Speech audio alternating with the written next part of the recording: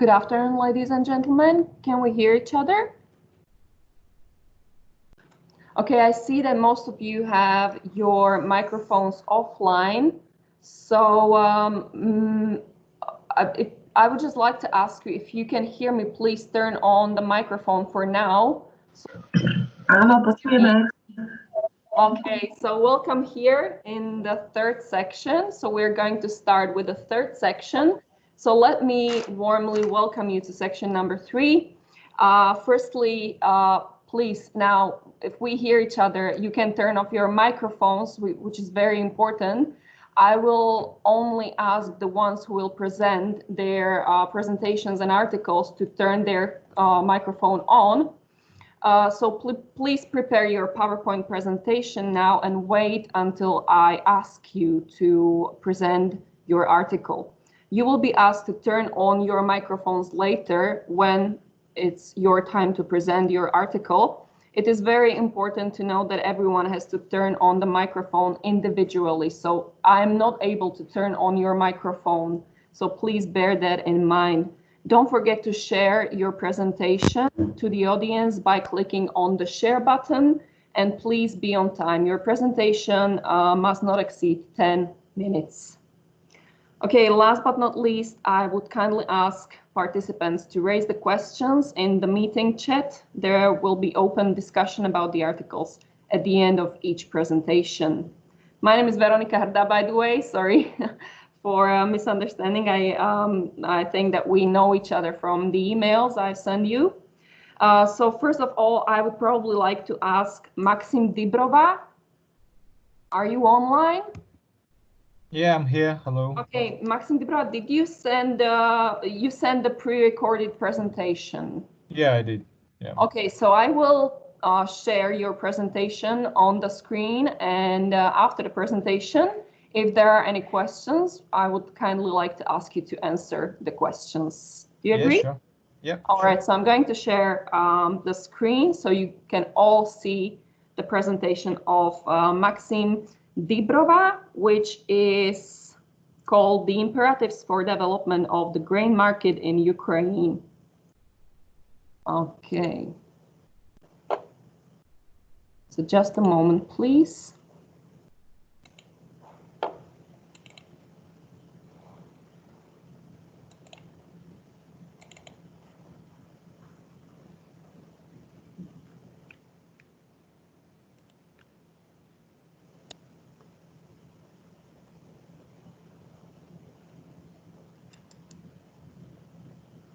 Okay.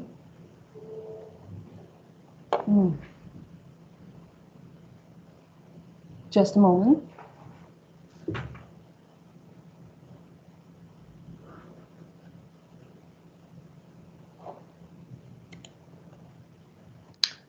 Good afternoon, ladies and gentlemen. My name is Maksym Dibrova, and today I would like to talk about the strategic imperatives for the development of the grain market in Ukraine. This presentation was prepared by Anatolii, Larysa, and Maksym Dibrova, National University of Life and Environmental Science of Ukraine. According to the agenda of the given presentation, we will begin with a small introduction, then we will move on to the data and methods. Afterwards, we will talk about the balance of grains in Ukraine. Also, we will talk about the results and transportation issues, and finally, we will come up with a conclusion. In recent years, Ukraine has significantly increased grain production and entered to the cohort of its major producers and exporters. Despite the positive dynamics, a number of problems that have appeared and hinder its further development. In particular, infrastructure costs for the grain exporters remain at a rather high level, which reduces the competitiveness of domestic grain in the foreign market. The transport infrastructure does not quite meet the needs of the grain market due to the operation of the railway transport. The unpredicted increase in tariffs for the transportation of grain by rail, mainly the unsatisfactory state of highways, the lack of development of river transport. To date, the problem with logistics was less felt since export volumes were significantly lower and high grain prices with surplus block additional logistics cost.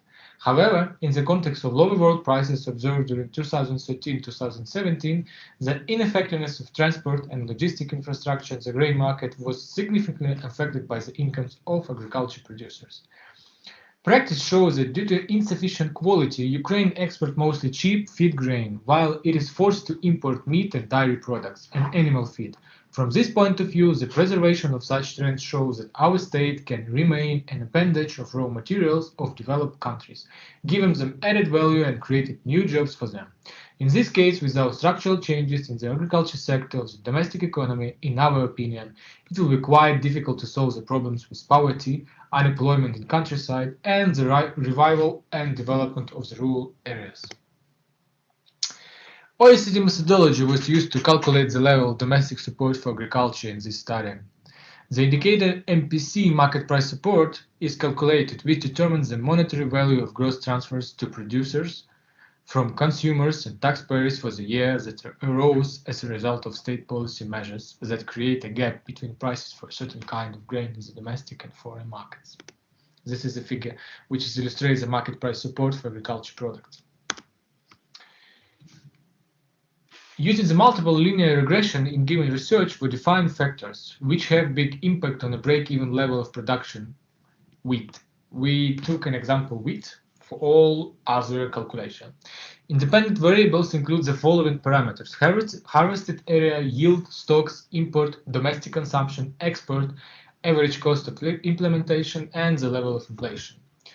To predict the development of grain market in Ukraine, an econometric dynamic multinational multi-product Agri-Food partial equilibrium model is used, which is used by the European Union to analyze agriculture policy and development of the agri-food market. The Agri-Food model allows considering the regional specificity of the relationship between the grain market of Ukraine and the world market and assessing the effects of changes in agriculture policy on agriculture development for the period up to 2030. The given graph has depicts the following pictures that during the last 20 years, Ukraine has doubled its production of grains from nearly 33 million in 2001 to 66 million tons of grains in 2018. It is happening mainly because of increased yield, and meanwhile, the harvested area remains the same. On the given graph, I would like to focus on the top left because this illustrates the main exported goods: wheat, barley, and maize. This is export-oriented goods, which is basically is focused by the big agriculture companies.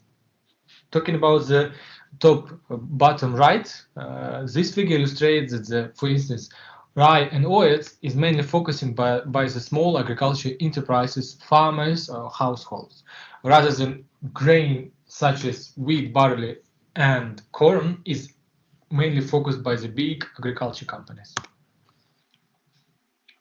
Talking about the balance, we have to underline changes that happened comparing 2001-2018. The production has doubled. The export has increased significantly from, let's say, 12 million to 42 million. And the food consumption has decreased because of the decrease of the population in Ukraine, nearly double. The volume export actually has increased, as you can see in the picture. However, the revenue of grain export remains the same as it was 5-7 years ago. This is happening due to the lower world price on the raw material. The received value of NPC index for wheat producers as a ratio of average price farmers receive in the domestic market to the world prices expressed in the producer prices confirms price instability and lack of an efficient mechanism for regulating the grain market in Ukraine. In particular, as the competitiveness of domestic grain on the world market is ensured by lower grain prices, wheat exporters compensate the trade loss due to lower grain quality and logistic costs due to low purchasing price. According to the calculations, wheat purchasing price at the enterprise level on average for 2015-17 in Ukraine were 21% lower than the world average. At the same time, agriculture commodity producers in turn compensate for price losses due to the low cost of land lease and wages of employees. Therefore, further increase in grain production in Ukraine needs a reduction in logistic costs due to the development of transport and logistics infrastructure of the grain market in the medium and long term. The results obtained indicate that the production potential of cereals by 2030 could reach more than 100 million tons, At the same time, without structural changes in development of agriculture, they aim, first of all, at the revival of the livestock industry, since otherwise the volumes of domestic grain consumption will be reduced in favor of increasing its export. As a result, it will lead to depending on both transport and logistical problems and other problems of the grain economy. The calculation indicates that there is considerable potential for increasing grain production and consequently increasing exports. At the same time, farmers should ensure the production of quality grain. The developed forecast made it is possible to formulate the prerequisites for balancing supply and demand of grain. The analysis shows that the central part in regulating the grain market is its price, which must balance the interests of producers and consumers, exporters and importers. The imbalance of this interest is especially evident in the condition of crisis that periodically arise in the development of the domestic and world economy. The basis of the proposed model is interaction of demand, supply, inflation, and average annual price, and their impact on the efficiency of wheat production. Multiple linear regression in the work determines the quantitative influence of the factors that most change the level of profitability of wheat production. The multiple linear regression equation for the above-mentioned wheat grain parameters for 2001 to 2016-17 market years is as follows. The multiple correlation coefficient is 0.8, which means that the correlation between the predicted level of wheat grain profitability and the linear combination of the above parameters is extremely tight.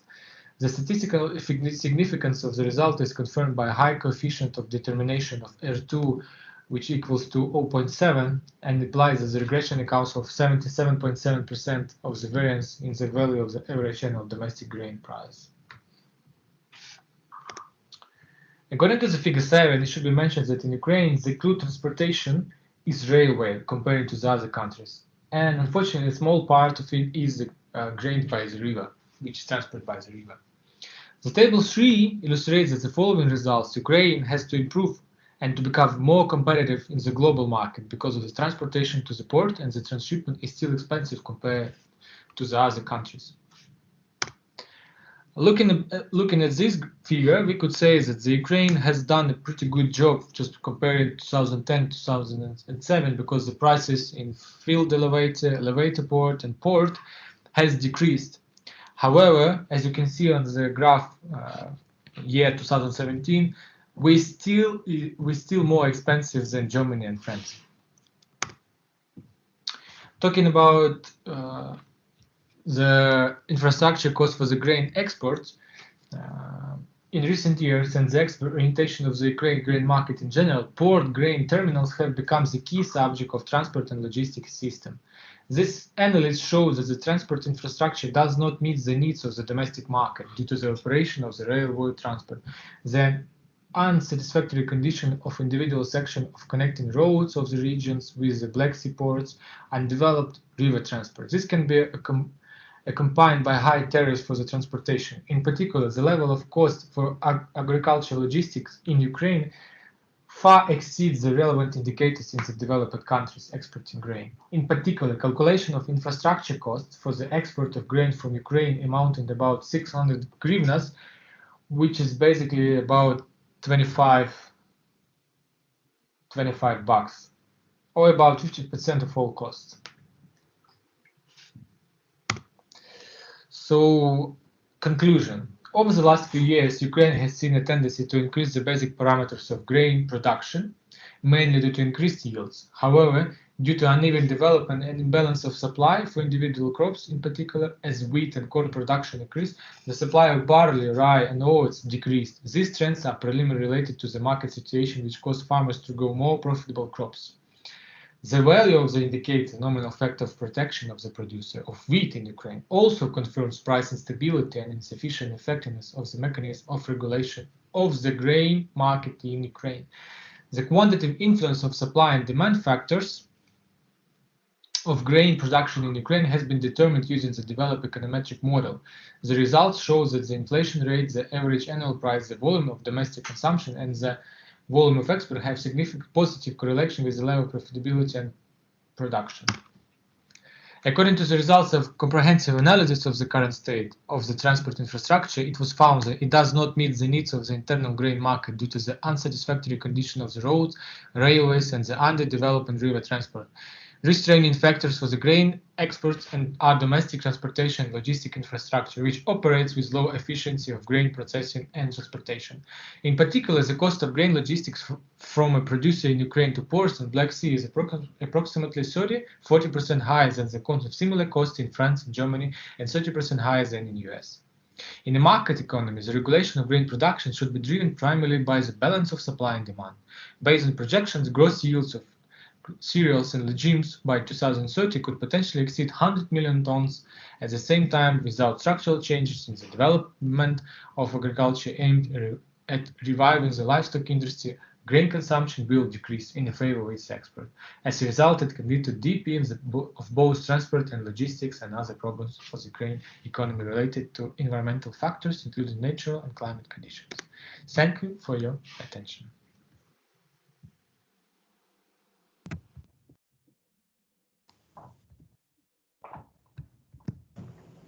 So,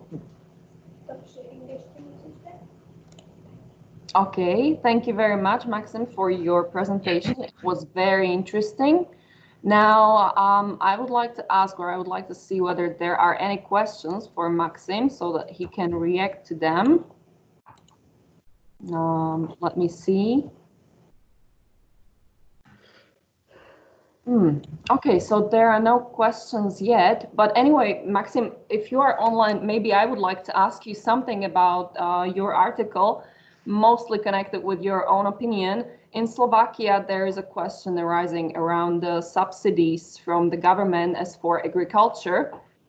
Can you probably tell me, after you turn on your microphone, can you probably tell me your opinion about the level of subsidies from the government in Ukraine into the agricultural sector? Are farmers satisfied or dissatisfied? What do you think? Yeah, well, honestly, what we do have now, the first that talking about the traders, what the government is doing, they're making VAT refund. So basically, when you export, you get back your refund. And talking about the small enterprises such as farmers, well, now, probably half a year ago, our government has implemented the strategy that they're going to give like credit for like interest rate is approximately 5 up to 7%, which is basically for our country is less comparing to the other interest rates. However, nowadays, especially now when we have the driest basis here in Ukraine, we have an issue with part of the region, south, mainly like Odessa, Nikolaev, where because of the dryness and the farmers nearly lost the future wheat harvested, and they can go to the government and ask them to refund the money, what they have spent. So the government can pay them back what they have lost because of the weather. So it was implemented and they are trying to do it now. And hopefully they will get the refund for the government. All right, thank you very much. If there are no other questions, I would like to thank you and wish you a very nice day and afternoon. You too. So see you later, and I hope you stay connected with us. Yeah, I will. Thank you very much. Now you can turn off your microphone. And I would like to ask Barbara Kilbasa from Ukraine, who is going to deliver her presentation of the application of forms and types of agricultural advisory in public and private consultancy. She will present her article online. Barbara, welcome. Yes, I'm here. Thank you. So please don't forget to share your screen. Are you able to share your screen now? Yes. Please try. Very nice. Okay, thank you very much. Okay, so my name is Barbara Kiełbasa. I'm from Poland, not from Ukraine. It's University of Agriculture in Kraków. So it's very nice to see you. And hello, everyone. I would like to share some results. I'm interested in methodology agricultural extension, and I'm interested in communication. So this is my field of interest and study, and didactic also. And I would like to show some results of my research, application of forms and methods of agricultural advisory, agricultural extension in public and private companies. My idea was to compare public and private extension organizations in Poland under the farm advisory system. So, okay. Can you see my presentation? Yes. Yes, okay.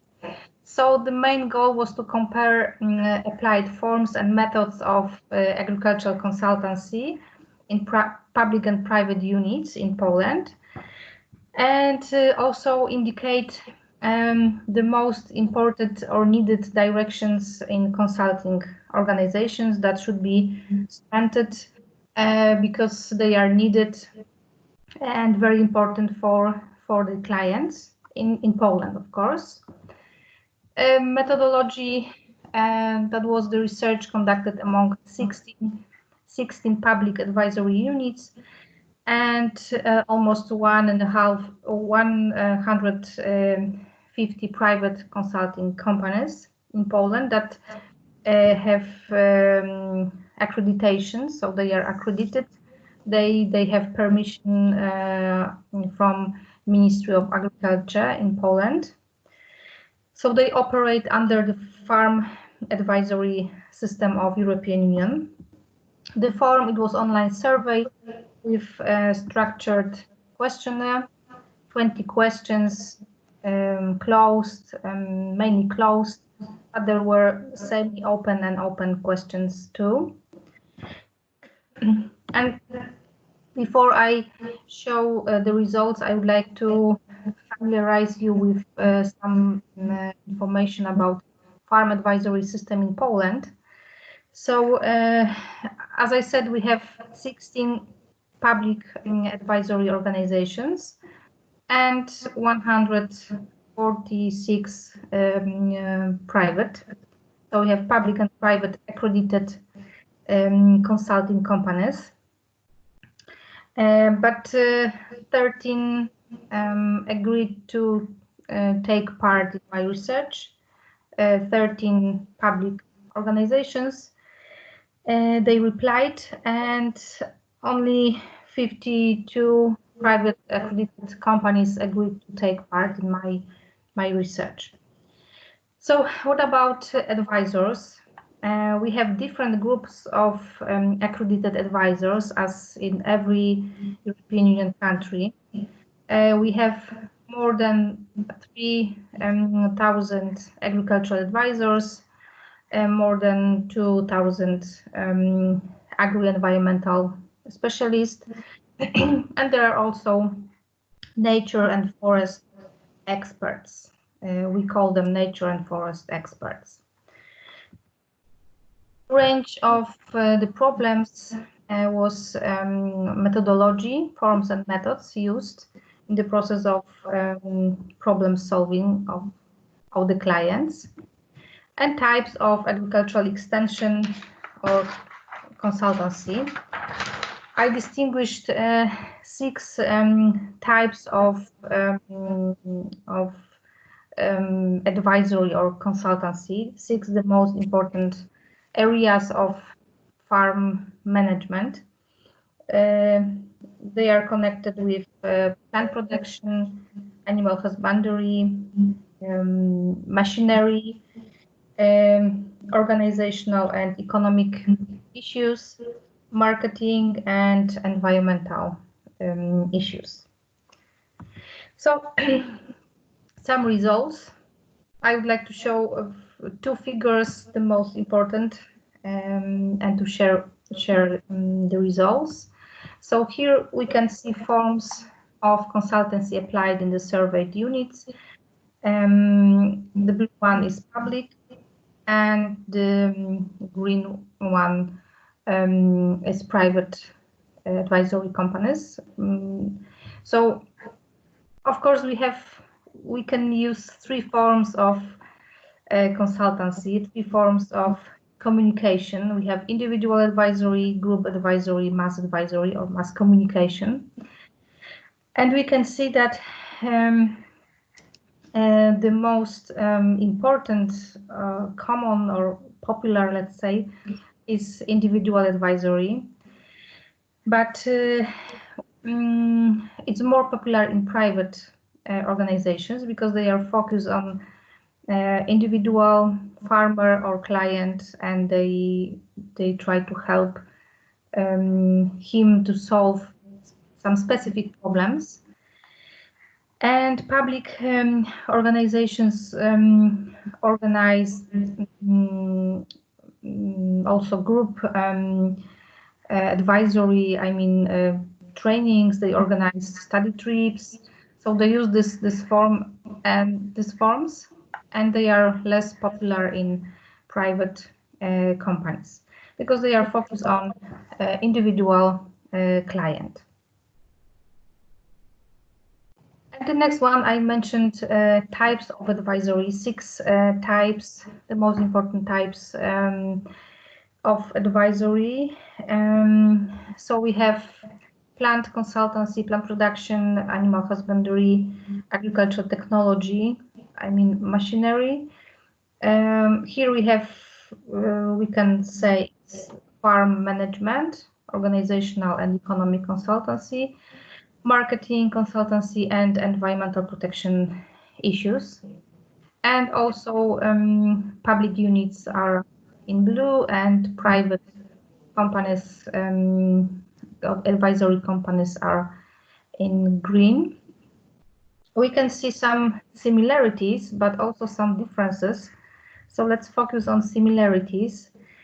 We can see that farm management, economic issues, organizational issues are very common types of advisory in both organizations.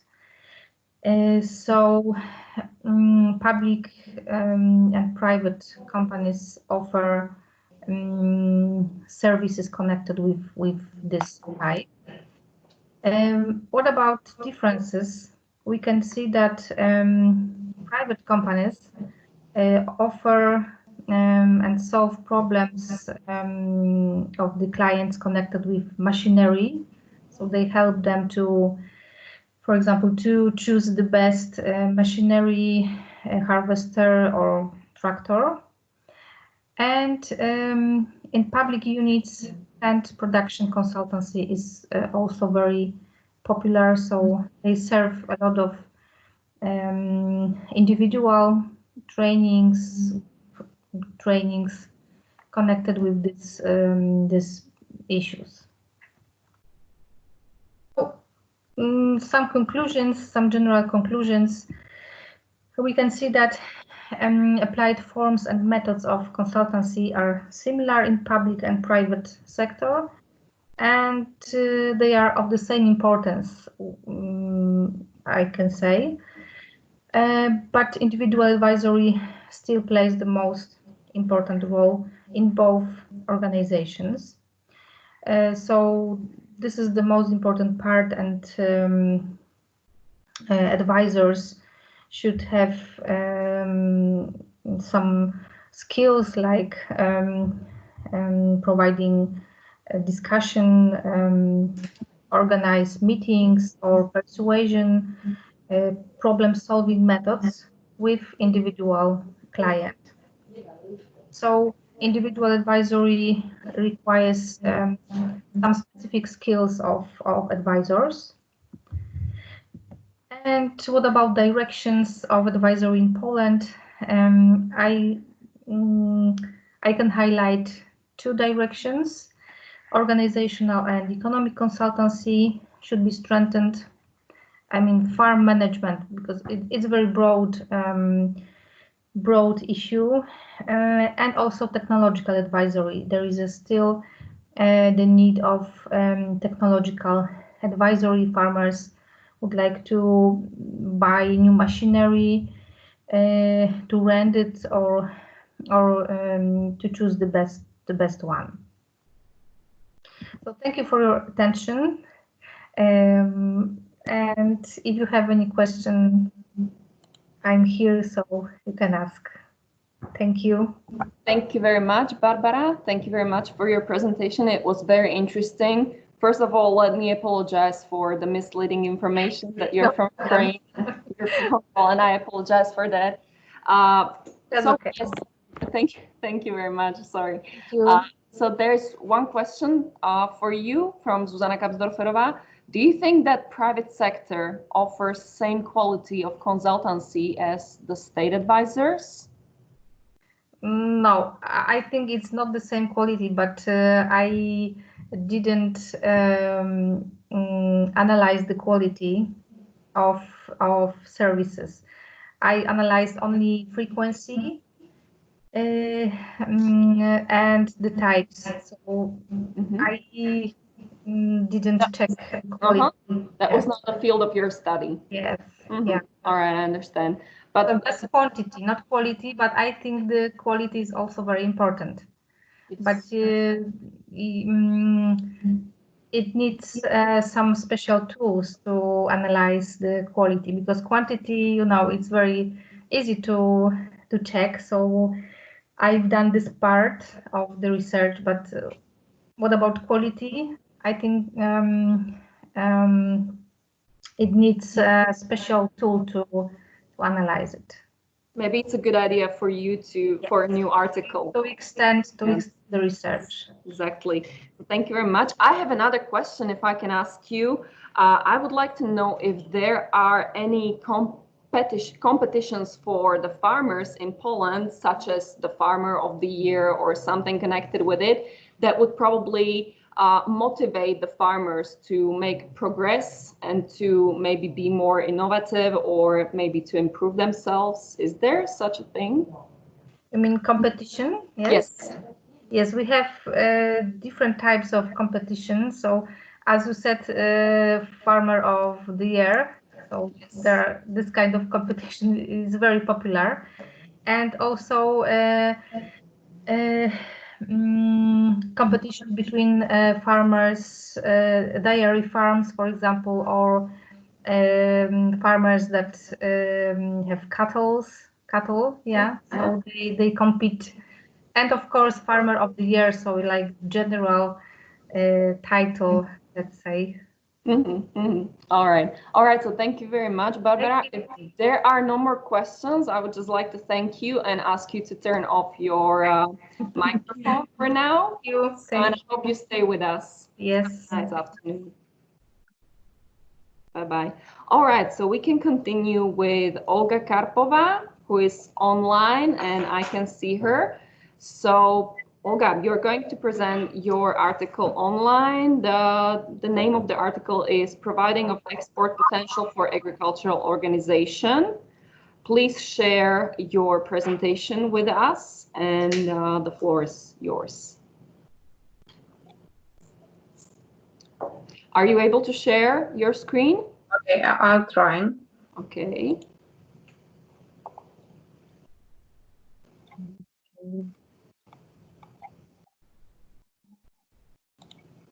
Do you see my presentation? Yes, we are able to see it. Okay. Firstly, I would like to say good afternoon, dear colleagues. I'm going to be with you in sunny Nitra, and I would like to say thank you to all organizers of International Scientific Days 2020. It was a big deal to organize the conference in conditions of coronavirus pandemic. So thank you very much to all your team headed by Elena Korhorska. Thanks to manager of our session, Veronika Hrdá. And especially I would like to say hello to my mentor, Zuzana Kapsdorferova, in 2016. It was great to see you in the morning, and I thank you very much. So let me introduce my scientific work, which is dedicated to the export potential of agricultural organizations. We created this article with my colleague Vladimir Savkin. We are from Oral State Agrarian University of Russia. Nowadays, agricultural sector economy faces with such a challenge like not stable demand on agricultural materials and food products, changing of consumer preferences, high level of market competition, reinforcement of requirements for quality level of production, etc. Of course, all these factors inspire agricultural organizations to search new marketing and management approaches, production technologies, and as a result, new market outlets. In spite of restriction on import in some countries, international market is much more broader than national one, but forming of an access to foreign markets is very complicated and long-term process. It links with some expenditures which could be covered in case of failure. Thus, before making decision about going abroad, agricultural companies must estimate its export potential in deal. In our scientific research, we created the scheme of export potential providing for agricultural organizations. In this slide, you can see that this scheme consists of two parts. One part is dedicated to the external factors, and second one is dedicated to internal factors. Agricultural export-oriented organization functions in conditions of internal and external environment influence. External environment is represented as national as well as international factors. International factors are dimensions of addressable markets, cultural and language particulars, interstate relations. Between these factors, I would like to stay on interstate relations. Interstate relations is a very important factor in conditions of modern world economy. Embargo or other restrictions of international economic relations are main negative effects from external environment of a company. They can stop all production flows as export as well as import. Russian-European relations is in the sphere of agricultural trade is remarkable example. From 2014, then the European Union introduced restrictive measures from the Russian Federation, and the Russian Federation imposed retaliatory sanctions. International trade between these two parties start to reduce. In 2016, Russian export, import, and turnover of the trade with the EU attained their lowest level. In comparison, 2013, recession was on 54, 48, 52% correspondingly. From year to year, Russian-Europe trade is growing, but to this date, it doesn't reach the levels of 2013, time before sanctions. In 2018, the export was lower on 27%, the import on 34%, and the turnover on 29%. Resuming influence of all factors, it is possible to propose next criteria for complex estimation of external export potential.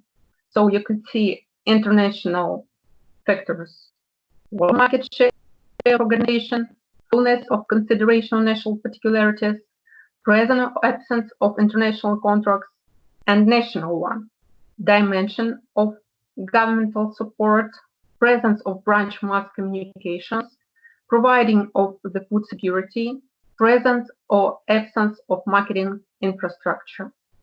Thus, integral indicator of the external export potential estimation could have next view. You can see it in the bottom of this slide.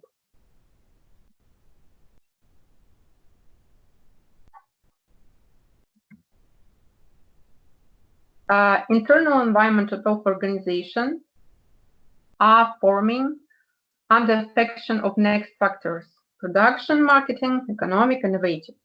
I would like to stay on production factor.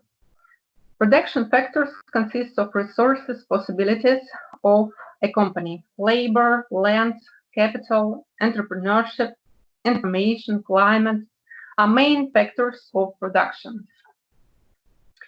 For agricultural sphere, climate is one of more unpredictable and out of control resources. That is why we must split it off the land. Significance of the climate for the agricultural sector of economy is rising up from year to year. For last 20 years, quantity of natural disasters caused extreme climate events was doubled. According to PAU's data, agriculture suffers from different types of climate disasters on 23% of total damage and loss in all sectors of world economy. Moreover, 83% of drought damage and loss occur in the agricultural sector of economy. See Figure 1. On volcanic eruption, storm and flood come 30, 23 and 70% of damage and loss in agriculture correspondingly. Between series of agricultural raw materials and food products, crop has the biggest part of losses, 49%. From climate impact, see Figure 2. There is livestock on the second place with 36% of total disaster damage and loss in agriculture. On the forestry and fisheries come 4% and 3% losses from climate correspondingly.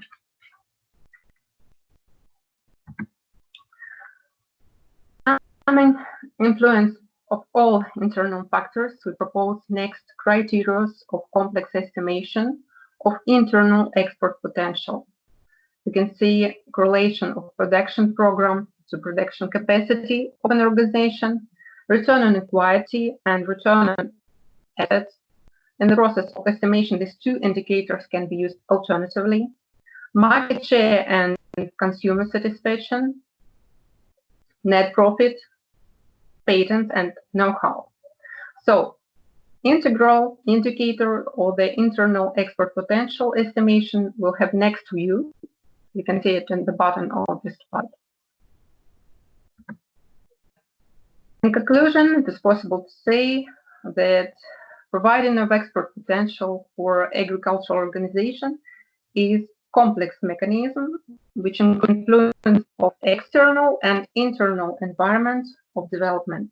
Internal environment of a company is particular base for export potential.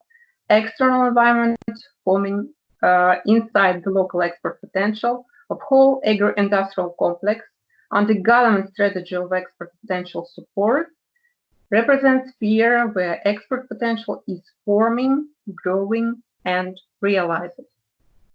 Thank you very much for your attention. Dear Olga, thank you very much for your presentation. It was very interesting. I will just have a look if there are any questions in the chat box.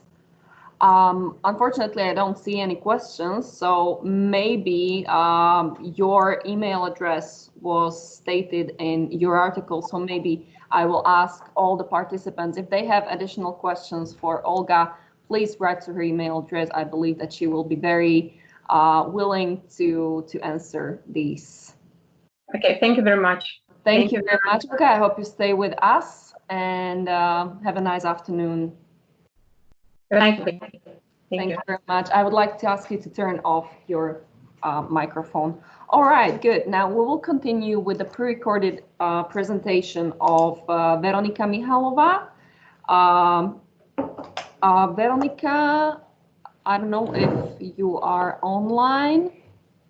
Yeah, good afternoon. Yes, good afternoon, Veronika. So I'm going to share the screen with your pre-recorded presentation, and after the presentation, I will probably ask you to answer a couple of questions if there are any. Do you agree? Okay, yeah, sure. All right, so just a moment.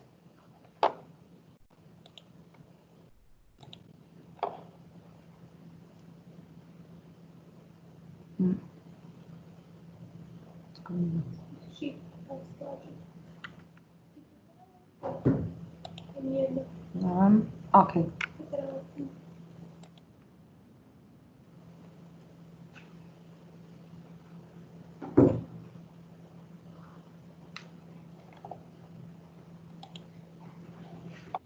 Dear ladies and gentlemen, let me introduce you the following topic: comparative analysis of the milk market in the WIFOR member countries.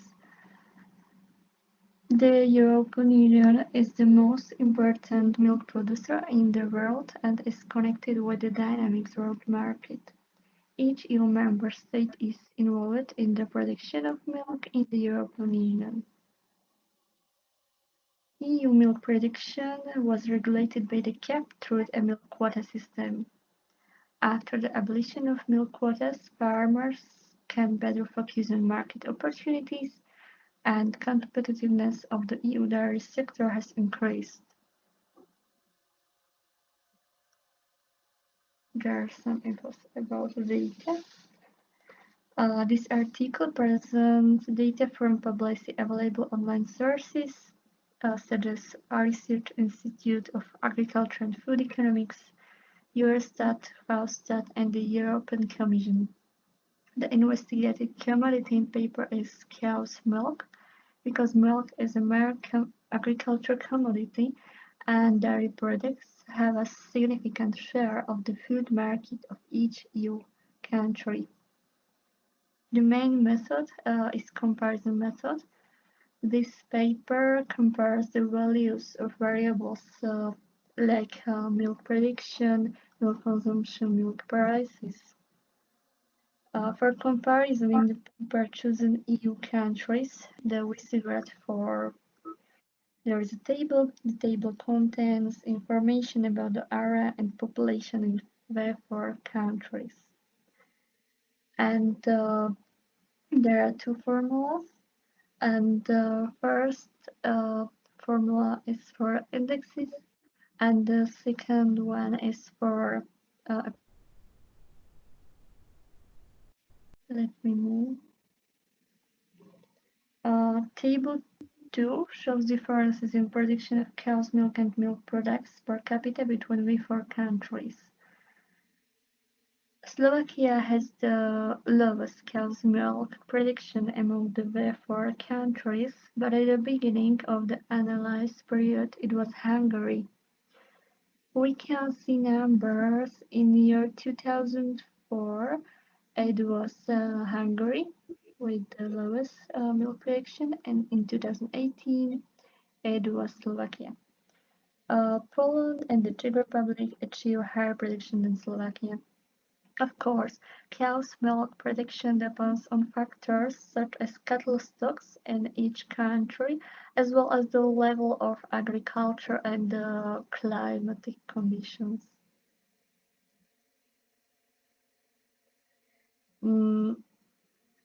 Individual milk yield can be affected by many factors, but the apparent milk yield depends on the structure of the dairy herd. The apparent milk yield in the EU reached 7,208 kg per cow in 2018. We can see on the table, Poland has the highest number of dairy cows as well as produced cow's milk, but at the same time it shows the lowest apparent milk yield below the EU average. There's Poland and the Slovak Republic with lower production, and the number of dairy cows is also below the EU average. Czech Republic and Hungary achieve above average apparent milk yield.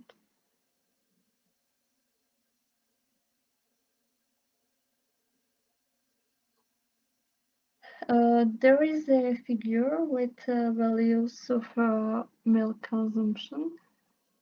So in the period in the review, the Czech Republic had the highest milk consumption until 2011.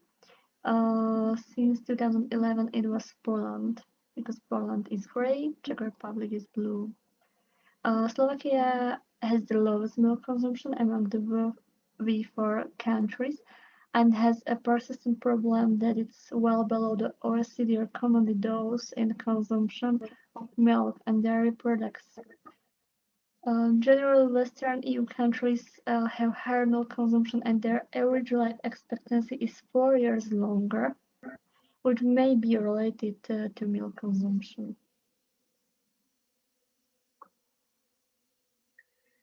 There are some infos about milk prices. In 2004, when the welfare countries joined the European Union together, their prices were well below the EU average. Raw cow's milk prices approach the EU average after a few months, but the problem is that they cannot match the EU average throughout the period. Prices in the V4 countries only followed development over the period under review, but were still below the EU average. We can see it. Aid paid to dairy farmers, primary producers, exceptional aid, compensatory payments, or cap first and second pillar payments help to stabilize dairy cows number in the Slovak Republic. By comparing the prices of raw cow's milk on the European market according to figure 2, we can characterize international dairy markets as markets with significant price volatility. There are some points about milk sector in the Slovak Republic. The Slovak milk market is part of the EU's open market and is also secondarily influenced by the situation on the world markets. Primary producers are the weakest link of the supply chain due to the high fragmentation and specificity of their production.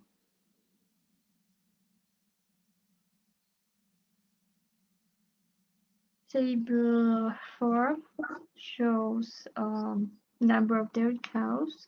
Number of dairy cows decreased by 24% in Slovakia in the period under review. The main reasons were, for example, rising input prices, low profitability, imports of milk and dairy products to Slovakia, volatility, and other. And on the other hand, milk yield increased by an average of 1.71% year on year.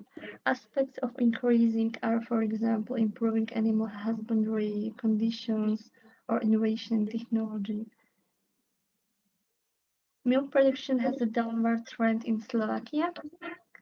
And the reason is the decline in dairy cows, which is stronger year on year than the increase in the milk yield per cow.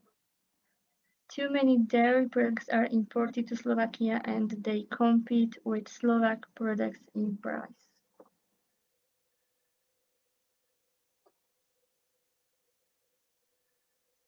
So Slovakia produced 904,000 tons cow's milk in year 2018.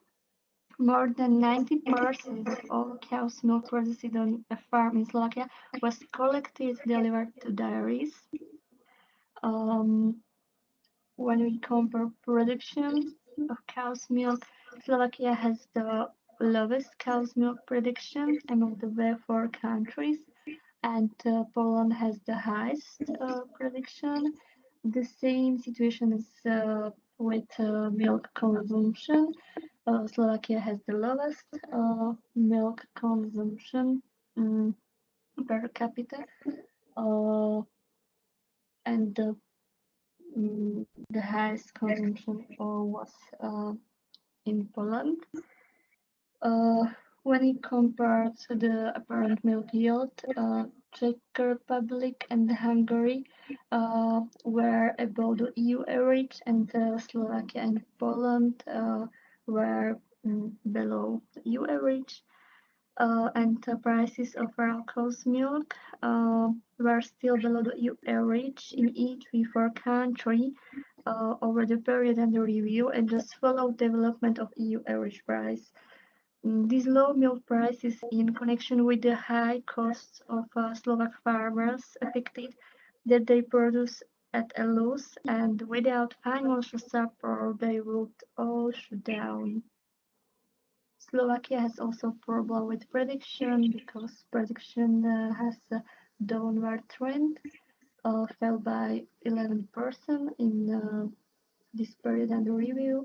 On the other side, milk yield is still increasing. There are some references, and thank you for your attention.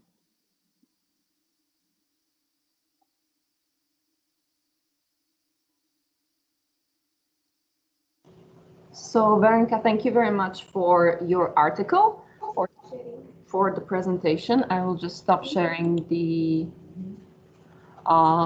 screen. So if you are online, Veronika, I will just have a look if there are any questions for you. If not, I will probably like to ask you, what is your personal opinion about such a low production of cow's milk in Slovakia? What are the reasons? Yes, sure. Thank you for your question about the low production. Yes, I think there is the problem that a lot of producers don't want to continue with agriculture production because milk production is or has still problem with financial support. We know that a lot of producers, primary producers, are still not able to be cost efficient without financial support. And still it's a problem that there was more crisis. For example, the big global crisis in the 2009. A lot of farmers shut down their. They just stopped their production because of bad financial situation. And I think there is no problem that a lot of them are not cost efficient. And for example, German primary producer can sell their milk to the processor with a higher price than, for example, Slovak primary producer. So I think we need more, maybe not more financial support, but our agriculture needs some kind of support. For example, also we need innovation or something that for better production. Yes, high numbers. I understand. Yeah, the problem is in subsidies as usual. All right. So if there are no more questions, I would like to ask the participants of this section to write a question directly to Veronika on her email address. And Veronika, thank you very much for sharing your presentation with us. And I hope you have a beautiful afternoon. So thank you very much. Now you can turn off your microphone. Yes. Bye-bye. Bye-bye. Thank you. And stay with us. Okay, so we will probably continue with another presentation from Svetlana Hornovská. I don't know if Svetlana is online. Svetlana, are you here? Can we hear each other? No, I don't think so. Maybe we can skip her presentation and proceed to Olga Barchenko. Is Olga here? I don't think so. Okay, so we will skip the presentations in English and we will proceed to David Červený, who will present the article, which is going to be in the Slovak language. David, are you here? Áno, som tu. All right. Dobre, David, budete asi prezentovať po slovensky? Áno. Tak poprosím zdieľať obrazovku, skúste, či sa vám dá zazdieľať. No.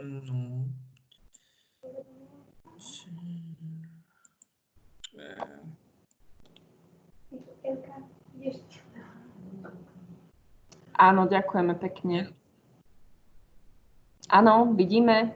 Dobre, tak môžem začať? Áno, nech sa páči.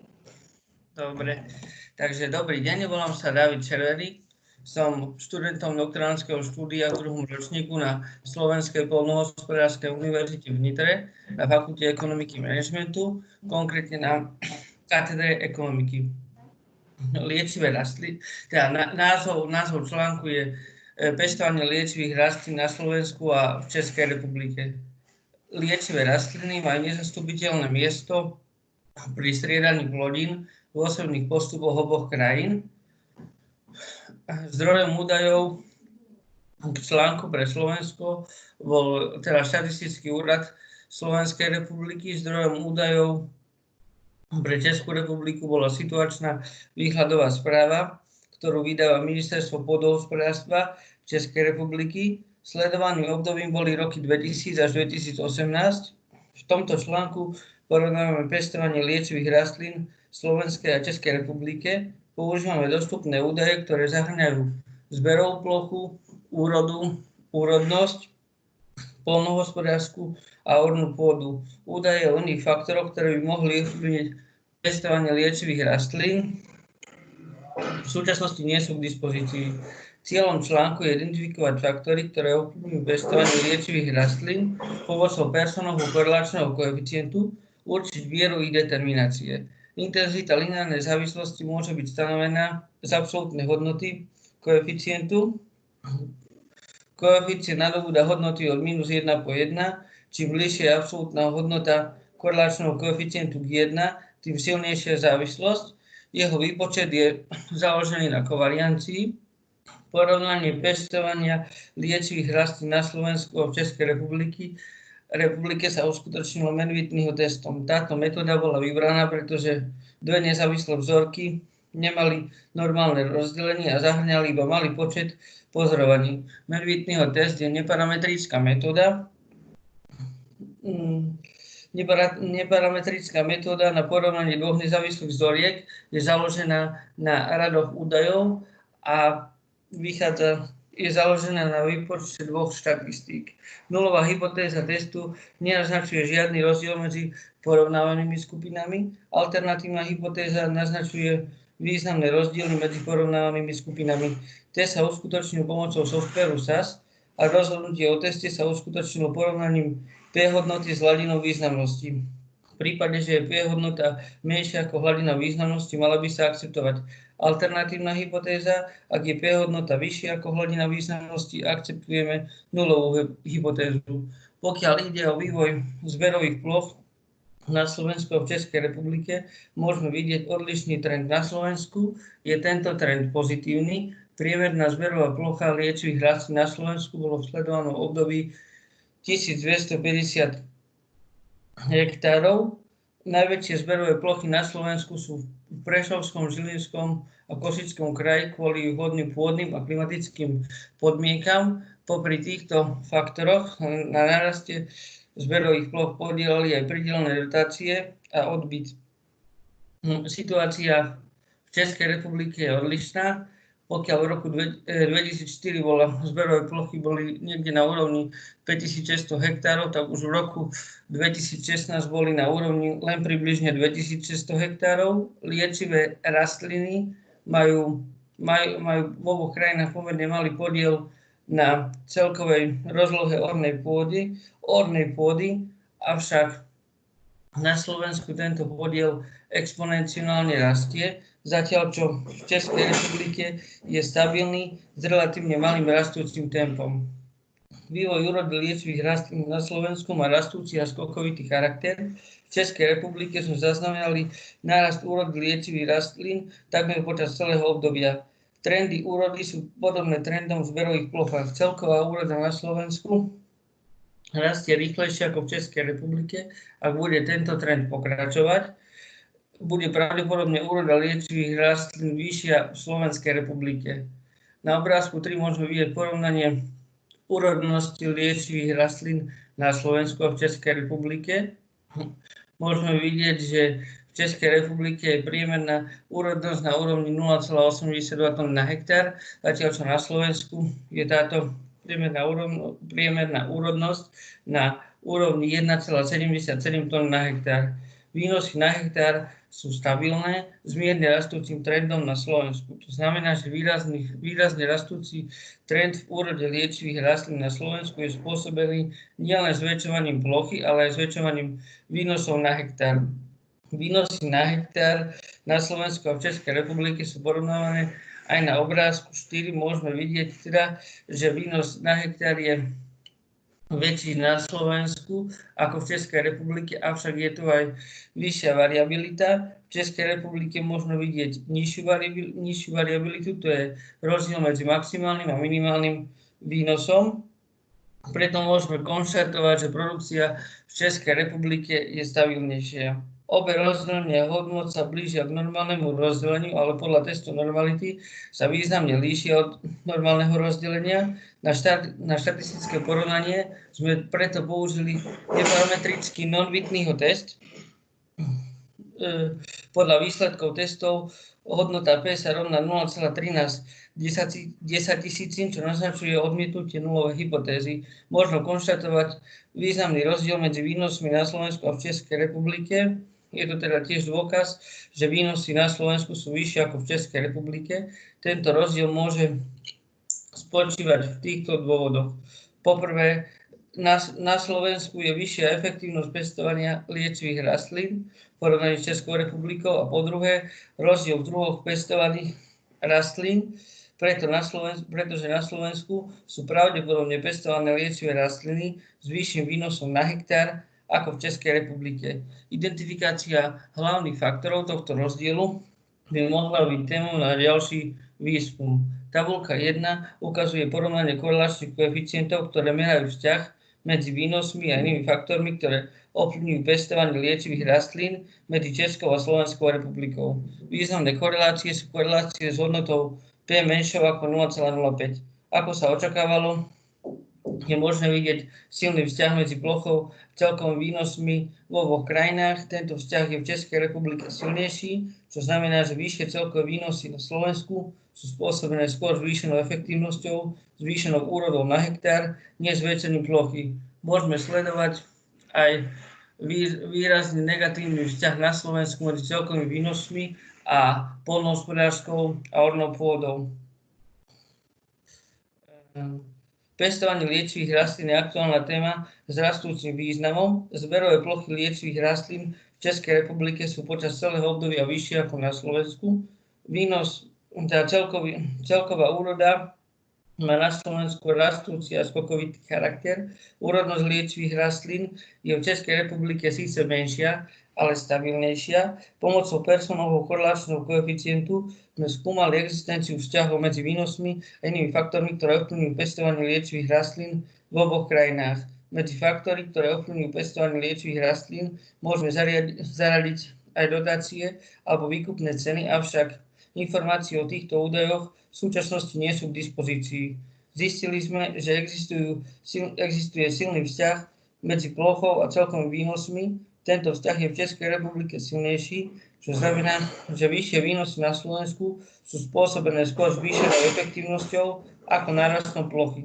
Prezentovaná práca ponúka iba malý náhľad do problematiky pestovania liečivých rastlín, pretože bola výrazne obmedzená dostupnosťou údajov. Výsledky však naznačujú možné výskumné témy v tejto oblasti. Bolo by potrebné zhromaždiť viac údajov o ďalších možných faktoroch, ktoré ovplyvňujú pestovanie liečivých rastlín, aby sa mohli analyzovať ďalšie výskumné témy v tejto oblasti.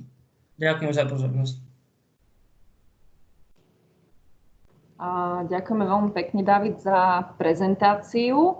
A pozrieme sa, či sú nejaké otázky k téme. Dobre, nevidím nejaké otázky, takže ešte raz veľmi pekne ďakujem. V prípade teda nejasnosti poprosím účastníkov, aby poslali alebo smerovali svoje otázky priamo Davidovi na jeho e-mailovú adresu. Myslím si, že budeme asi pokračovať po slovensky. David, ďakujem veľmi pekne. Zostaňte s nami, zostaňte pripojení, len si prosím vypnite mikrofón. Popoludne. Poprosím asi Martinu Zaujecovú, ktorá bude prezentovať takisto s prednahratou prezentáciou tému Investment Analysis of Apple Production in Isparta Province, Turkey. Martina, are you here? Martina, ste tu? Počujeme sa?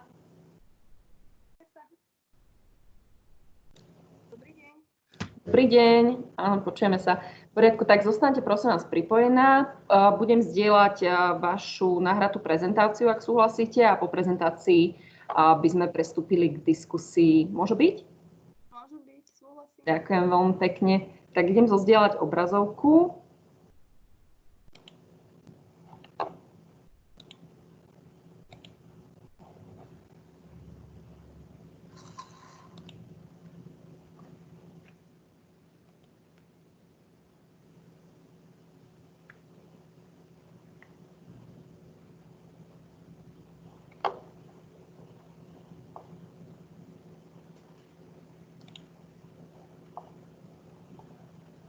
Dobrý deň, moje meno je Martina Zaliecová, som doktorantkou na Fakulte ekonomiky a manažmentu Slovenskej poľnohospodárskej univerzity v Nitre. Dovolte, aby som vám predstavila článok na tému hodnotenia investičného zámeru, výsadby a produkcie jablok v tureckej provincii Isparta, ktorý sme pripravili v spolupráci s mojím školiteľom pánom docentom Jozefom Refickým a nezávislým vedeckým výskumníkom v oblasti poľnohospodárstva Kubilajom Udarom z Turecka. Hlavným cieľom štúdie bolo analyzovať investičný zámer pestovania jablok v tureckej provincii Isparta. Provincia Isparta má významný potenciál z hľadiska pestovania jablok. Na základe údajov poskytnutých v roku 2019 tureckým štatistickým úradom bolo v roku 2018 v oblasti Isparta vyprodukovaných 299 958 tón jablok na ploche 75 065 hektárov. V štúdii boli použité vstupné údaje pre analýzu investičných projektov od výskumného ústavu záhradníckych plodín Agri-Food v Turecku za rok 2018. Taktiež boli použité štatistické údaje získané z potravinovej a poľnohospodárskej organizácie Spojených národov FAOSTAT a tureckého štatistického inštitútu Turkstat. V investičnom zámere výsadby a produkcii jablok sa uvažuje s dobou životnosti 20 rokov. 20 rokov predstavuje sledované obdobie, počas ktorého boli kalkulované peňažné toky investície. Prvý a druhý rok predstavuje obdobie výsadby sadu a ošetrovania do doby rodivosti sadu. Uvažuje sa s výsadbou odvod jablok na podkúnku M9. Produkčné obdobie zahŕňa nasledovných 18 rokov, čiže 3. až 20. rok investičného zámeru. Kapitálové úrokové náklady sa odhadovali na 10% a náklady na manažment sa odhadovali na 3% z celkových variabilných nákladov.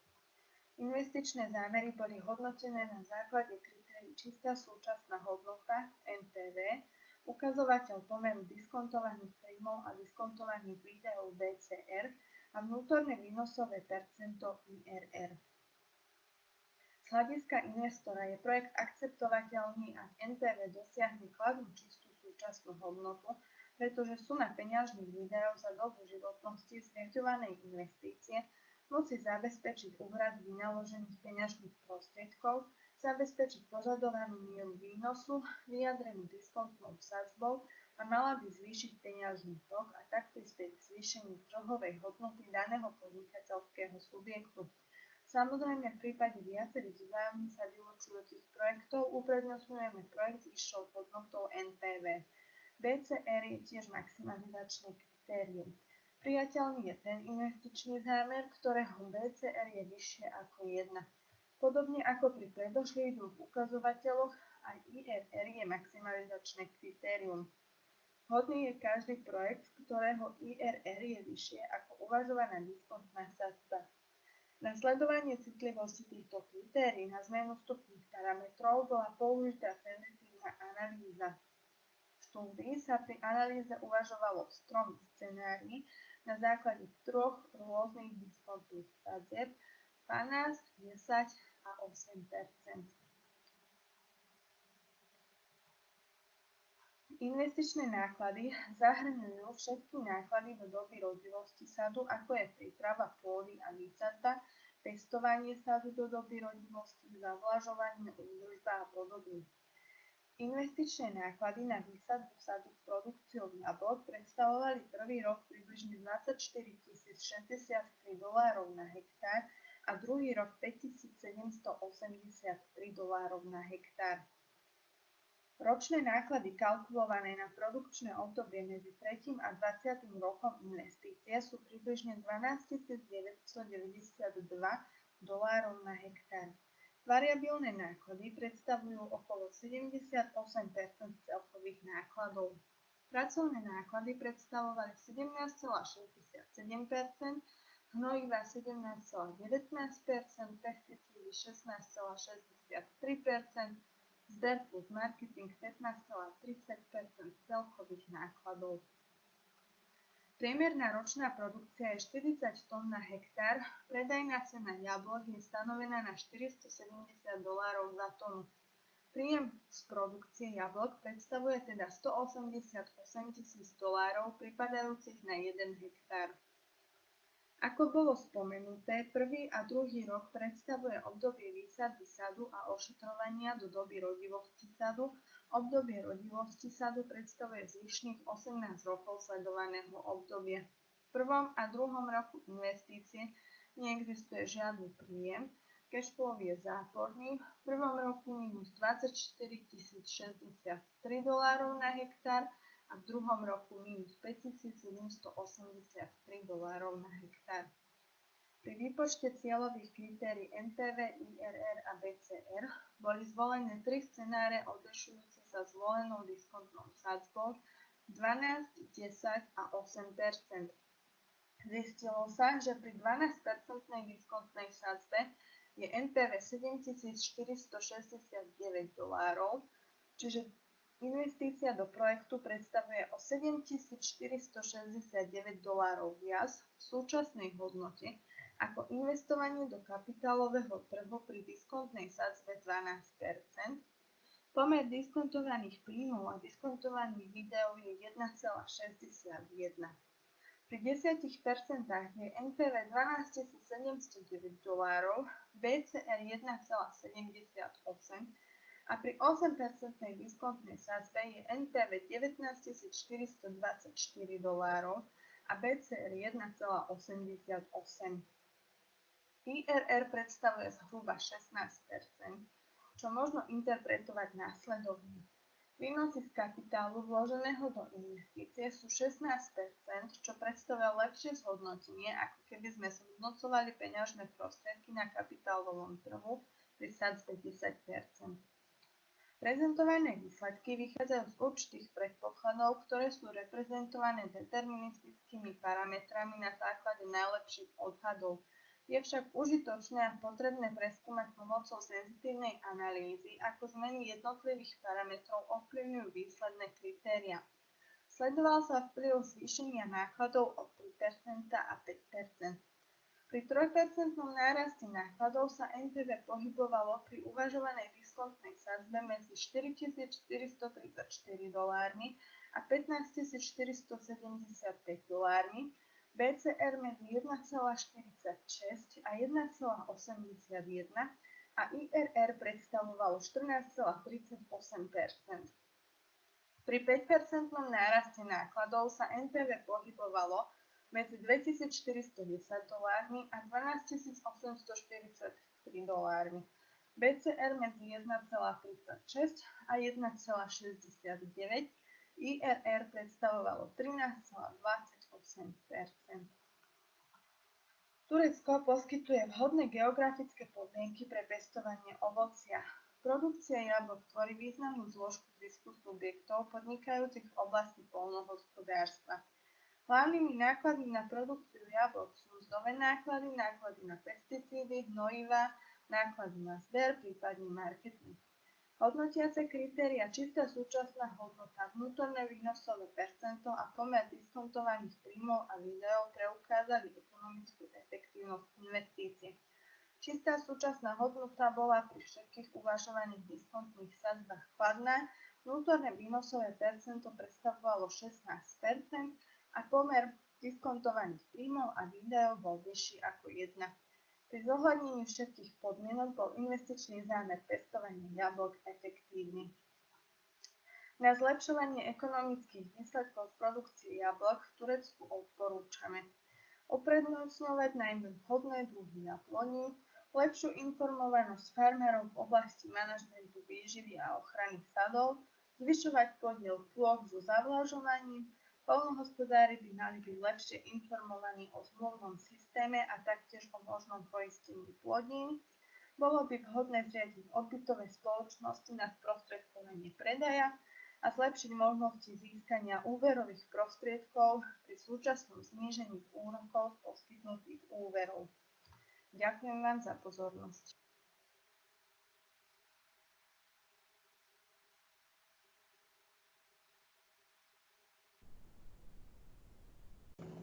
Ďakujeme veľmi pekne, Martinka, za prezentáciu.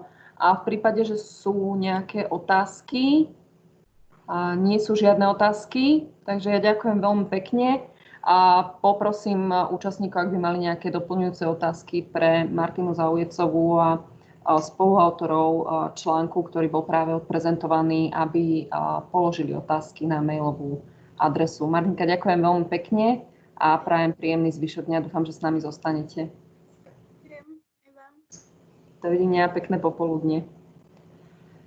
Okay, maybe I can switch to English language again. We will start with the section number 5, and I would like to welcome you all here. I hope you are all connected. For those of you who are not connected, you will get connected soon, I hope, I believe.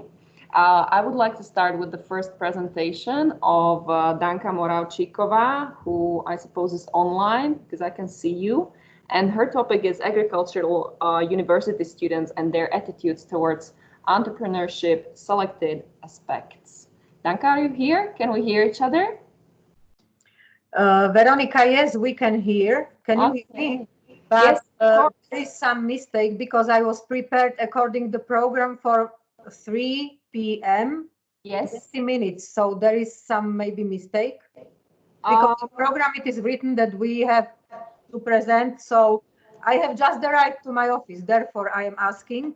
And I was writing you an email what is right, because we are the first, but according to the time, we are the last in the section. So yes, I mean, yes, the time sheet or the time schedule is a bit like disorganized or something because you are as the first presenter, but the time of your presentation is 3:20. So we apologize for misunderstanding. But anyway, I would like to ask you if you are ready to present it now, or are you going to wait for the presentation and open it and then share the screen. So if you will wait for me, I will do it. Okay. Okay. Yes, of course we can wait a little bit. I mean, it's just a couple of minutes. So yes, you can of course open your presentation, share the screen, and maybe you can present your article when you are ready. So I'm sorry for the misunderstanding. I don't know what the problem was, but I believe that the longer we wait, the better the presentation is.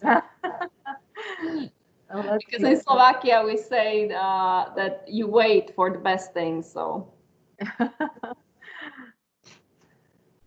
hopefully we can get it started.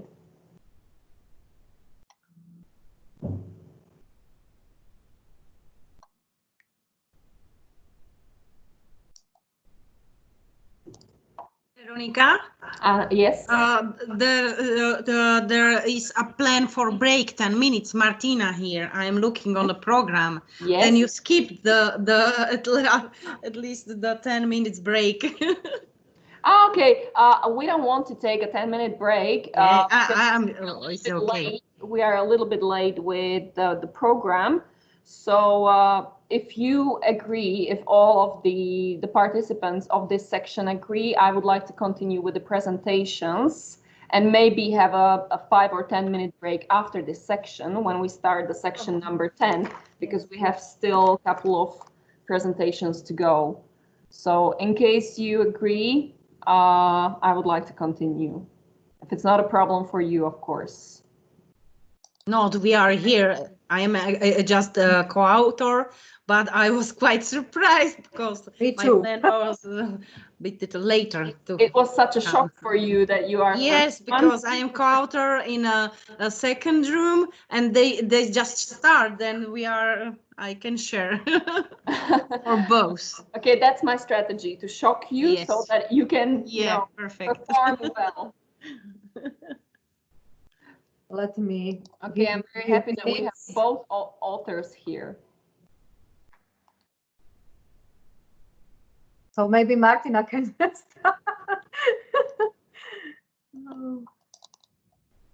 Let me check my files. Okay. It seems that yes.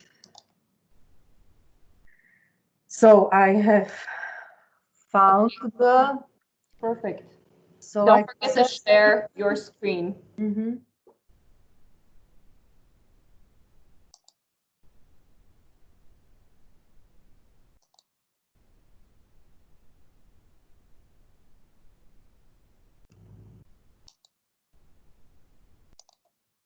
So very good. Do you see it? Yes, we can see. We can all see. Okay, so hello to all of you. Thank you for waiting for me and giving me the floor for solving a few not technical problems, but really I was prepared for different time. Doesn't matter. So my name is Danka Moravčíková, and I am very glad that also my colleague Martina Hanova is in the same room because our presentation is related to a project which was supported by Vega agency, and this project was focused on attitudes of university students towards entrepreneurship, and it was particularly aimed at agricultural university students and at their attitudes not only towards farming but also towards entrepreneurship in general, but also towards farming. I will not go into detail concerning this theoretical background, but what I would like to highlight that our team, which was a research team, was interdisciplinary team, and therefore we had to agree on some basic definitions of entrepreneurship and basic descriptions of what does it mean entrepreneurship, self-employment, entrepreneur, because we combined different standpoints from economic sociology as well as from economic theory and so on. So that was the first step which was necessary to realize. Here you can see basic expressions from the theoretical framework, because we have understood entrepreneurship, self-employment, and entrepreneur in a quite large scale, because it doesn't only mean to be somehow profitable, but we understand businesses, especially in agri-food sector, also as businesses which can have a large scale of phases and which can be shaped according different rules, from really large or profitable companies to family businesses with not so huge maybe economic performance, but with some other aspects which also are very important for entrepreneurship. And it means that we need to take into account also social and historical context, political and societal conditions, and other influences which are very important. And what is also necessary to highlight is the last expression, that entrepreneurship is not fitable for all people or all young people, but it means that they need to have some special skills, but also they need to be able to recognize available opportunities. And it is a very subjective process because some people or all people have different social family background, and it is influenced by these facts. Now I will skip to very briefly to methodological framework. It was, as usual, in our case, combination of quantitative and qualitative approach. Quantitative approach was based on questionnaire, which was firstly pre-tested, and then we had asked more respondents, but this number which you see on the screen, 414 respondents were participating, or their responses were taken into account. Very interesting part and very important part of this research project was also qualitative part, which was based on using other methods. We used brainwriting method and also focus group interview. You see that 7 focus group interviews were realized together with 50 participants. Their responses and their expressions and opinions, attitudes, and everything was recorded, and it was then transcribed to text format documents, and then we used software for qualitative analysis, which was applied to this part of the research. But this part of the research is not will not be present here. And here are selected findings, and maybe what I would like to also emphasize again, those students were students of our university, of all faculties of our university. And as you will see later on, we were comparing also students of our faculty of economics and management with students of other faculties to see if their thinking about future entrepreneurship is maybe different from students studying at other faculties of our university.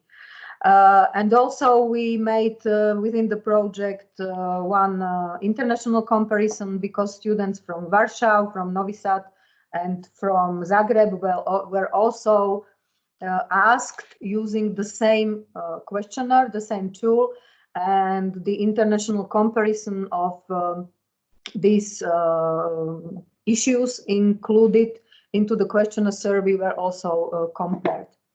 So we will provide you only really with a few selected findings, which are the basis for this presentation and paper. Here you can see responses and way of thinking about entrepreneurial self-efficacy perception. And this is about stronger aspects. As you see, students are very, very clever, and they think that they are very, very well skilled to run their own businesses, because as you see, most of them agree with, or most of them, they believe that they are able to start their own businesses. They also think that they are very inspirable persons, because they believe that most of them and majority of them believe that they can inspire other people to work with them and to share their business vision. And they are also, they think that they are very creative, and they are able to think creatively also in business.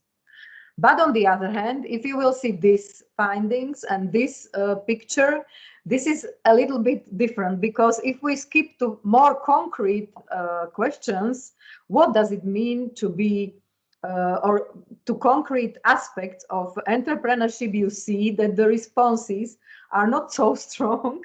So they believe that they can work productively under stress and some pressure, but as you see, it's not so many of them is thinking this way. They are the second chosen weaker aspect is about looking for sources for running own businesses. So to look for potential new venture funding is a very concrete thing. You need to know a lot of mechanisms. You need to know a lot of, you need to be very well skilled in these financial issues. And you have to be able also to choose the most appropriate from your point of view. It means that it needs a lot of concrete knowledge. And as you see here, majority of them is very neutral.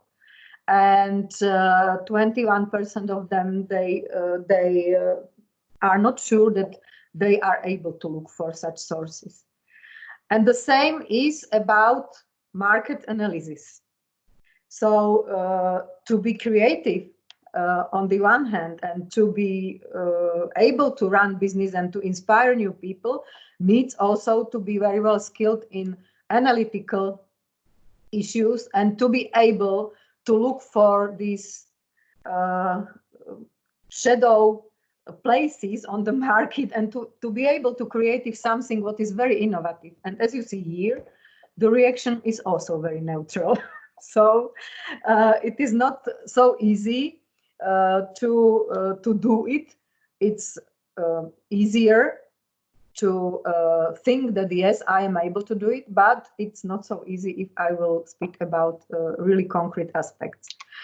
And this is this is from my point of view also very interesting. Martina prepared very nice charts, so thanks for her. Thanks for these charts. Here you can see gender differences because we were following also some identification indicators. Gender, education, average monthly, not salary, but budget, and other of them. But here are only some of them which are really important. And gender differences in the perception of entrepreneurial self-efficacy are also, very visible. So you see that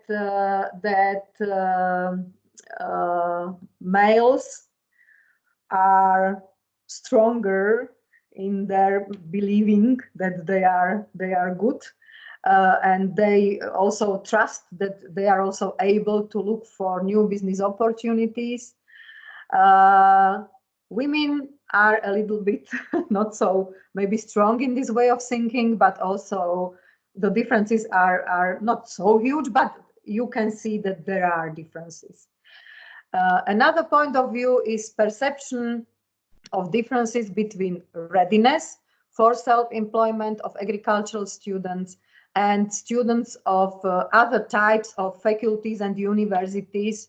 And here you can see some positive and some maybe more or less positive things. We were a little bit also positively surprised that students, it seems, according to these data, that they are quite satisfied with the way of study and with the content of study programs, because they said there is the first expression that there are no differences in the readiness for self-employment among students from different faculties or universities in our country.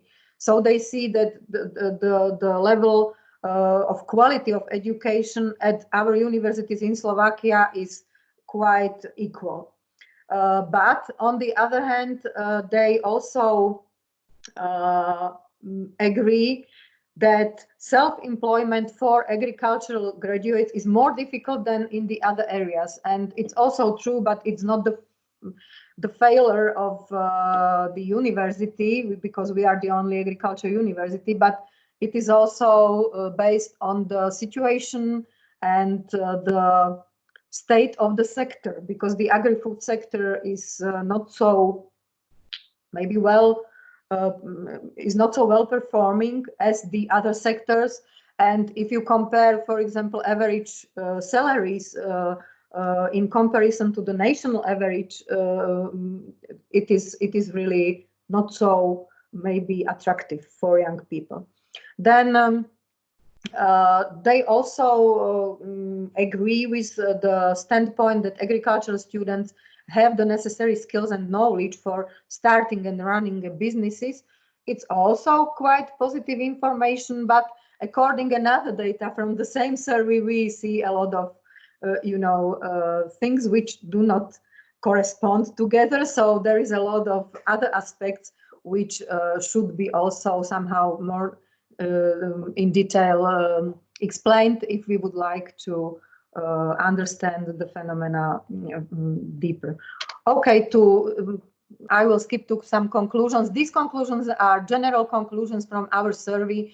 The first one is that there are huge differences between vision and action, because majority of students, 70%, prefer self-employment and entrepreneurship, but only 55% of them have some more concrete intentions, and only 28% of them really realize some concrete activities, and they realize some effort to run their own businesses.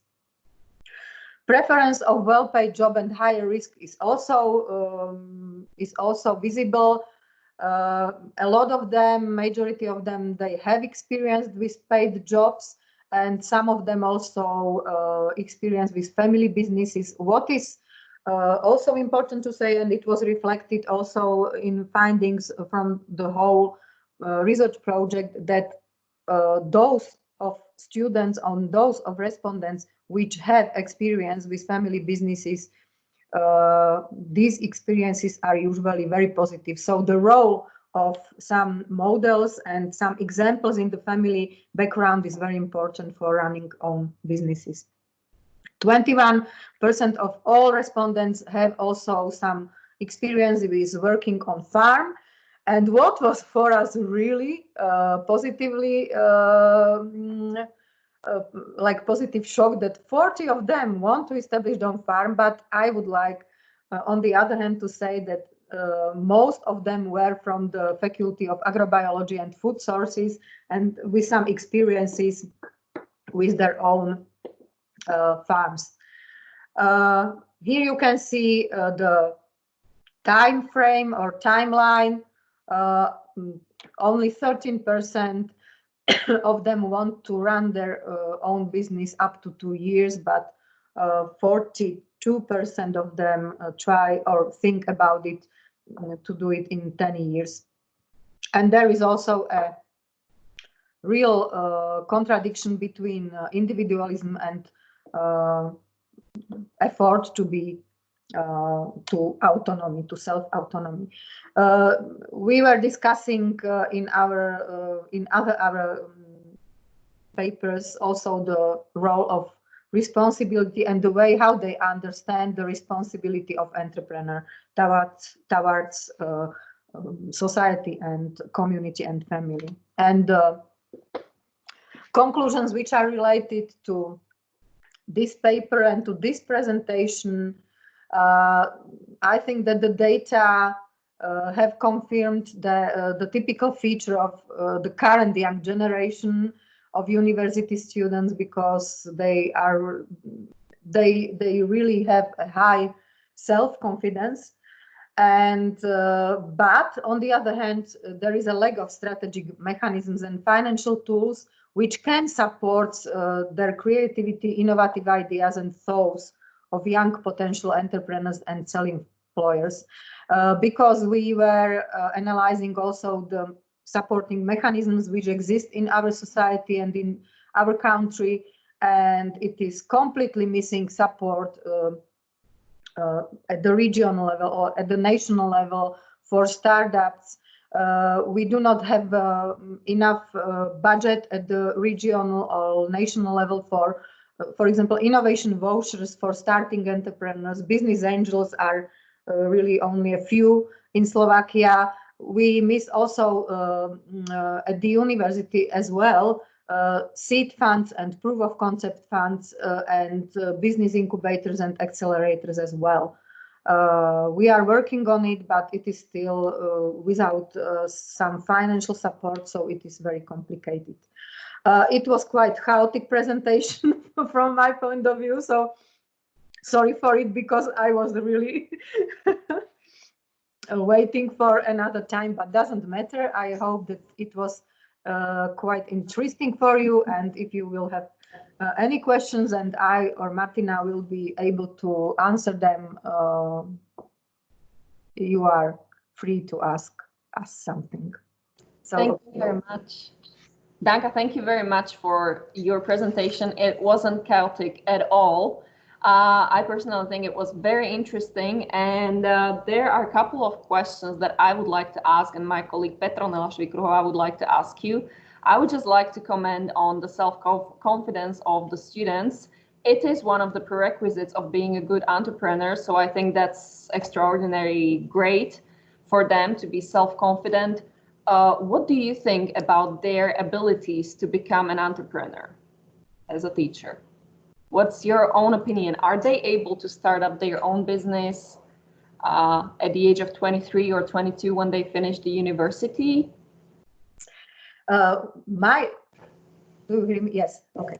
Very good question. Thank you for it. Because as you all know, I am working with students also in another sphere, and I think that they really, and as you have seen, they the content of study programs is appropriate for them, but for running own businesses they need more entrepreneurial education in different form, not the standard way. And I saw it more times because we organized for example, this social hackathon for them. And it was a competition between groups of students which were working on business ideas. It was so creative. And so I fully agree that they are creative. But they need not only to participate in these normal standard forms of education or how to say compulsory forms, but we need to offer them, and not only to offer, but to motivate them to participate in a lot of other forms. And I think that our faculty offers a lot of these, I don't know, lectures from people, from practice, and this is the way how it is necessary to support. But as all of us know, it's complicated to find students which would like to participate in such meetings, and it's our complicated task to be motivators and psychologists. Yes, and psychologists and diplomats as well. So I think that they are able, they are creative, they are innovative, but they need some more additional and alternative form of education for entrepreneurship, which will be realized using these new innovative models and ways. Thank you very much for your answer. I would like to ask you the second question from Petronela Švikruhová, my colleague from the Department of Management, who asked or raised a question regarding the difference between the opinions of foreign students and the Slovak students as for the self-confidence and their own opinions about how to start up a new business. So do you think, I don't know if it was included in your research, I don't think so, but what is your personal opinion? Is there any difference in self-confidence of foreign students and the self-confidence of the Slovak students? I'm not sure now because I do not remember the exact data if there is a difference between self-confidence, but there was a huge difference, and I am checking it just now, between their concrete maybe activities realized our entrepreneurship. And I'm sorry.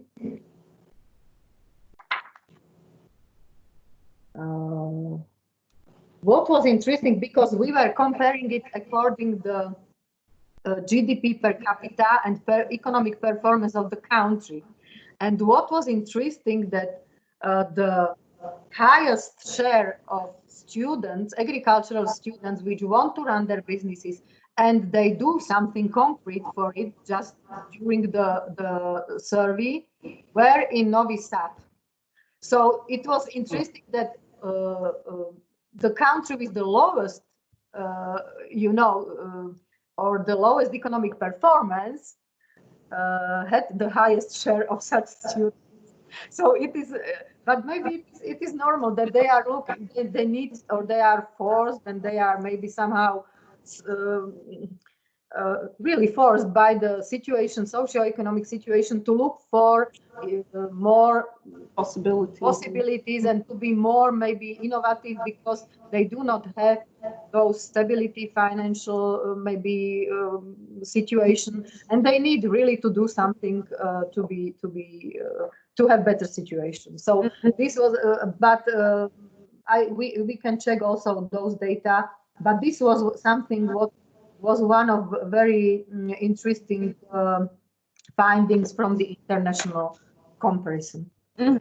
All right, thank you very much, Danka, for joining us. It was great. I think it was a very nice presentation, very interesting, very fruitful, and we found new maybe ideas and maybe some information that is connected with the education in Slovakia and the self-confidence of the students. So thank you very much. I hope you stay with us as a guest, as a visitor, and you can just enjoy the presentations further. I hope you have a beautiful afternoon.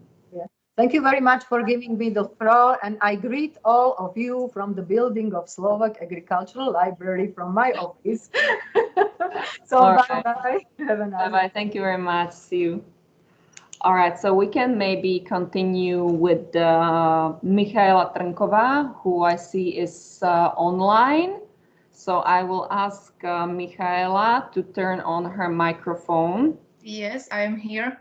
Very good. Okay, so welcome. You will present your article called Use of Management Information Systems in Corporate Management. Am I right? Okay, Michaela, please share your screen if you are able to do it. Yes, I'm sharing. Just a minute.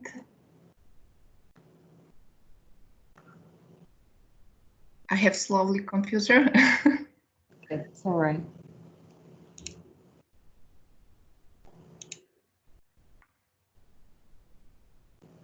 I don't know if you see something. No, not really. Okay, yes, we are able to see your presentation, so the floor is yours.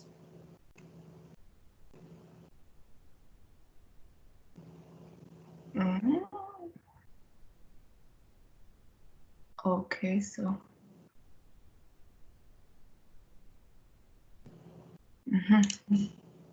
Okay, will you see it on all of your desktop or no? Yes, we can see the presentation. Yes, we can see it. Okay, so good afternoon, ladies and gentlemen. My name is Michaela Trnkova. I am a student of Slovak University of Agriculture in Nitra, concretely Faculty of Economics and Management, Department of Accounting. I am in the second year of doctoral studies.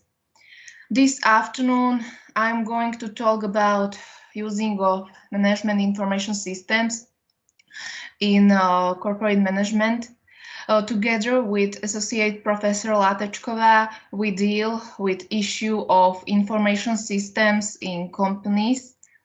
And I am interested in this topic because at present, the timely provision of the right information can greatly affect a company's market position, its financial situation, and his competitiveness. In a competitive environment, information is very important to a business. So I divided my talk into 5 parts: information systems, objective, material and methods, results, and conclusion. Something about information systems. Managers need quality information to make their decisions. These are obtained by analyzing stored data in management information systems. Information system is a powerful tool for quick and effective management decision making, and information systems promise to increase rationalization, reduce duplication, streamline business processes, and integrate various systems. They eliminate unnecessary management tasks and offer innovations and greater competitive advantage. The main objective is using of management information systems in business management. We will specify the main objective in more detail into the sub-objective, which are first, assessment of the integration of management information systems in enterprises. Second, detection of errors on the basis of accounting information. And third, measuring the dependence between the integration of management information systems and the occurrence of errors. Primary data are obtained by questionnaire method. The compiled questionnaire was available online. In total, we approached 70 enterprises and we received answers from 51 respondents. For statistical evaluation, we set up research hypotheses to confirm or refute our research assumptions regarding the use of management information systems in business management. We verified the dependencies between the examined traits using the chi-square test, and for this purpose we used the software Microsoft Excel 2016. So research hypotheses were H0, there is no statistical dependence between software integration and the occurrence of errors, and H1, there is a statistical dependence between software integration and the occurrence of errors.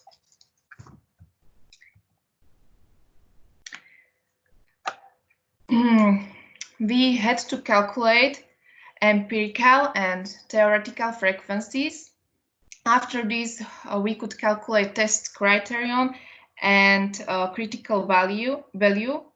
We compared test criterion and critical value at the end. So results. I said we received answers from 51 respondents. They are answers from managers in economic positions.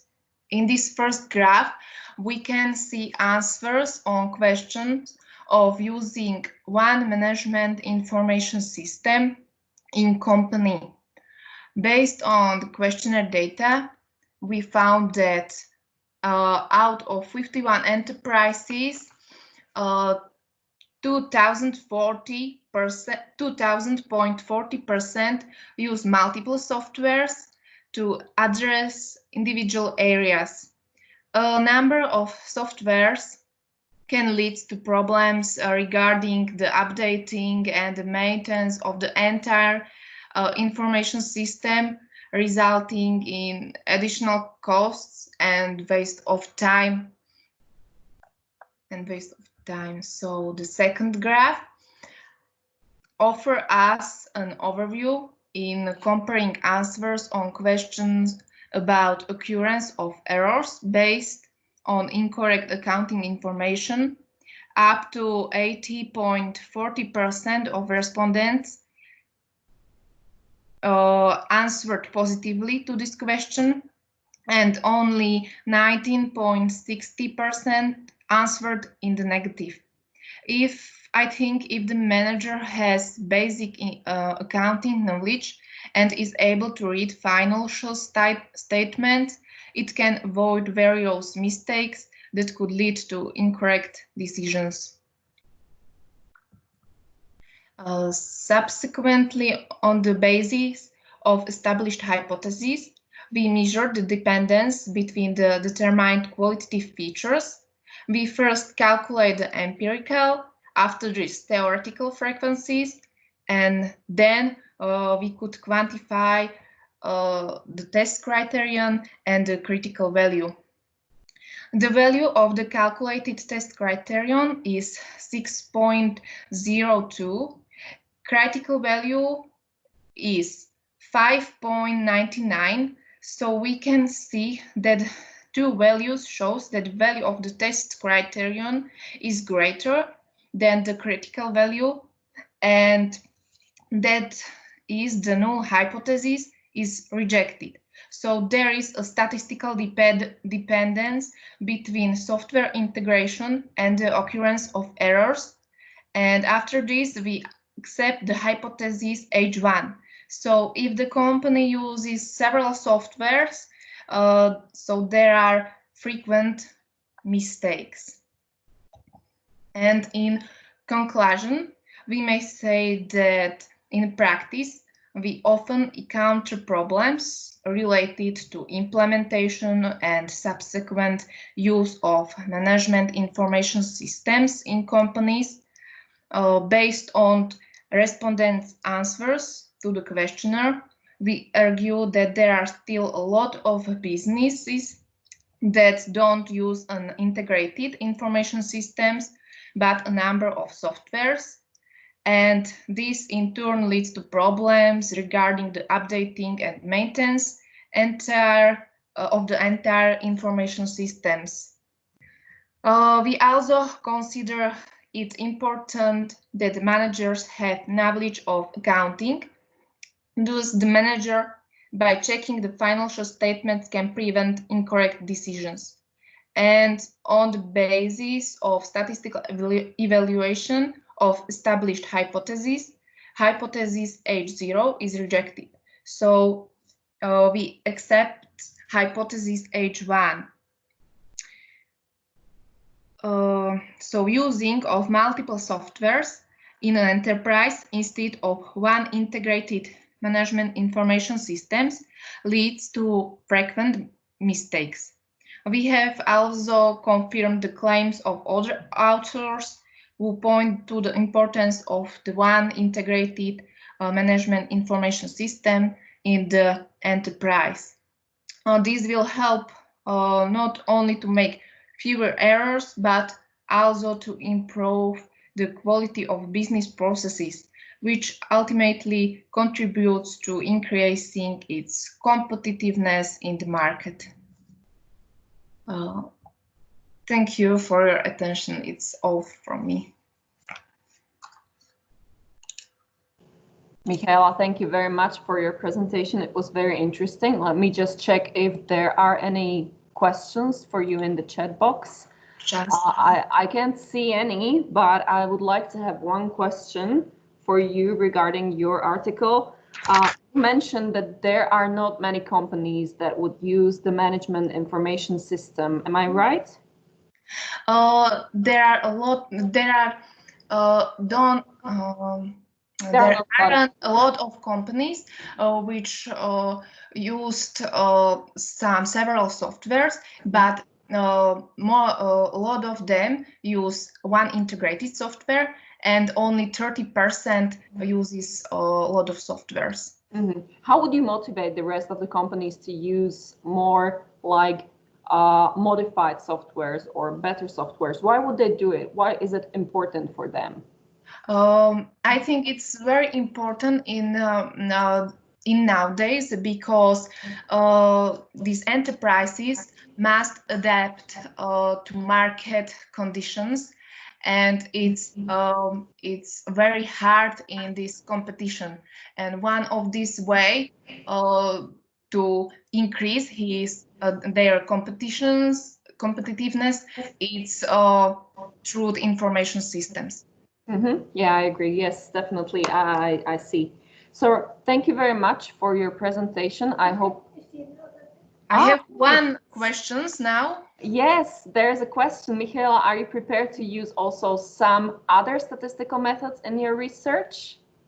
I used only a chi-square contingency test, and so I calculate empirical theoretical test criterion and critical value, and after this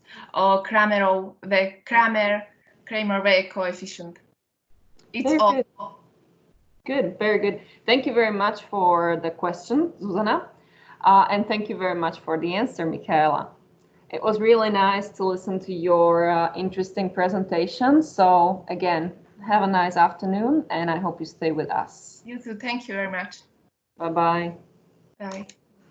All right, now we will proceed to another article that was created or written by Jana Kozáková, our colleague from the Department of Management, together with Mária Urbanová and Iveta Ubrežijová. In fact, we will start with the individual presentation of Janka Kozáková. Janka, are you here? Can you hear us? Yes, I am. Okay. Can you hear me? Yes, of course. Before we start, I would like to ask Michaela to stop sharing her screen. Okay. Very good. Very good, Michaela. Thank you very much. Janka, welcome to the conference and to the section. Thank you. 5. Now I'm going to share the screen and present your pre-recorded presentation. Will be better. And after the presentation, we will discuss the topic. The topic is going to be connection between ethics and diversity theoretical study. So I will share the screen now. So this one is just mine. Yes. And then I think will be article with my co-authors Maria and Associate Professor Ubrežijová. Yes, exactly. So I'm going to present, or I'm going to share your sole presentation. Thank you. Okay, so just stay with us.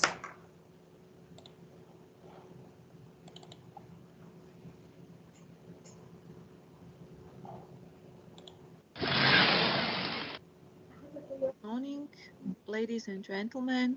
My name is Jana Kozáková, and I would like to introduce my article with the topic of connection between ethics and diversity and its theoretical study.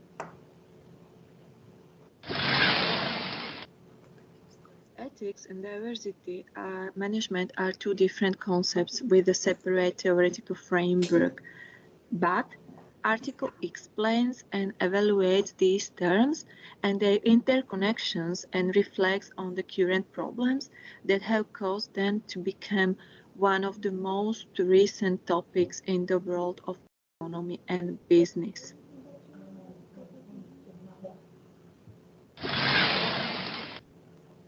term ethics is originally derived from the Greek word ethos, which means a person's fundamental orientation toward life. It may be defined by the theory of morality, which attempts to systematize moral judgments. Actually, the term is widely used with the connection with business practice as a business ethics or corporate ethics. Business ethics has a long history through storytelling to illustrate and reinforce the sense of value, family, belief, and justice. Globalization and internationalization caused the massive penetration of multinational companies to markets of less developed countries, such as Slovakia, what caused spreading of the topic into business practice of host economies. Currently, it is still one of the most protracted topics in the modern society and is connected to various subjects such as medical ethics, law ethics, teaching ethics, etc. Last but not least, it is connected with the ethics in business.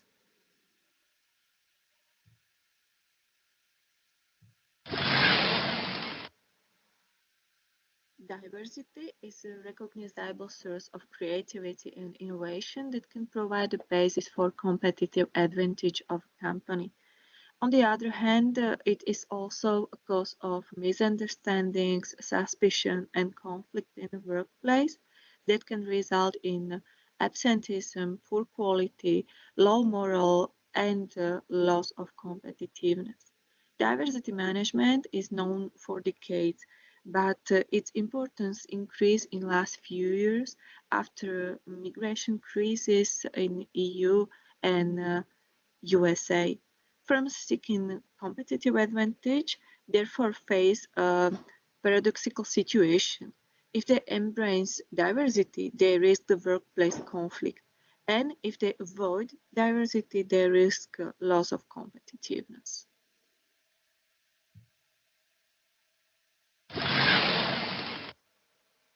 According to data and methods used in this article, it have to be said it is a theoretical study elaborated on the basis of an analysis of available literature sources, which deals with the issue. In addition, Google Ngram application was used to evaluate the usage of selected terms in all available literature, which is written in English and published on the internet. We used very long time period, and the usage of mentioned topics in Slovak conditions was included in a study. The problem of corporate ethics has been included in the field of scientific research relatively recently. As can be seen on this Google Ngram, the usage of the topic in English is slowly increasing after 1980, with the slight skip after millennium. In comparison with the term ethical code, it is with a long delay since this topic has been in English literature since the 19th century. At the same time, the term code of conduct began to be used, but to a lesser extent. After the Second World War, the term ethical code was used more or less to the same extent, but the publications on the code of conduct were rapidly expanded.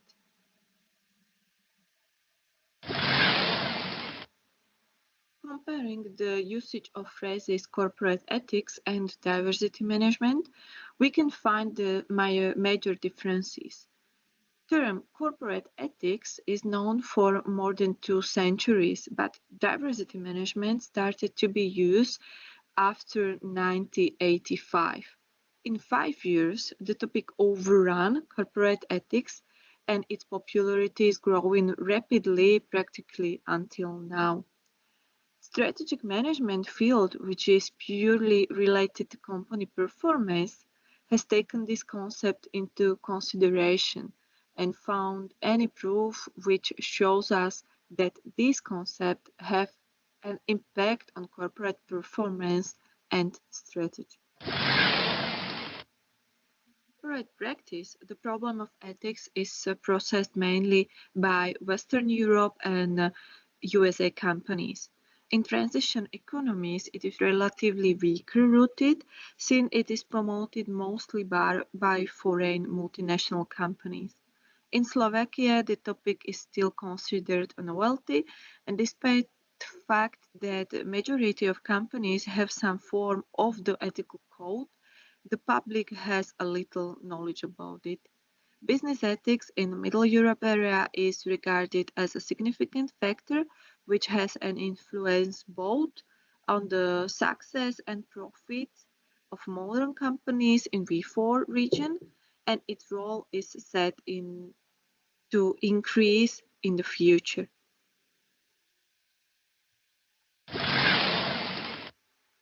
There is a connection between ethics, diversity, and financial reporting quality. There are theories based on resources, competencies, and organizational learning, which provide explanations for advisory focus on diversity of knowledge, competence, organization values. And on the other hand, there is agency theory, which is dominant governance theory, which provides explanations for focus on interdependence or diversity of interest, shareholders' primacy.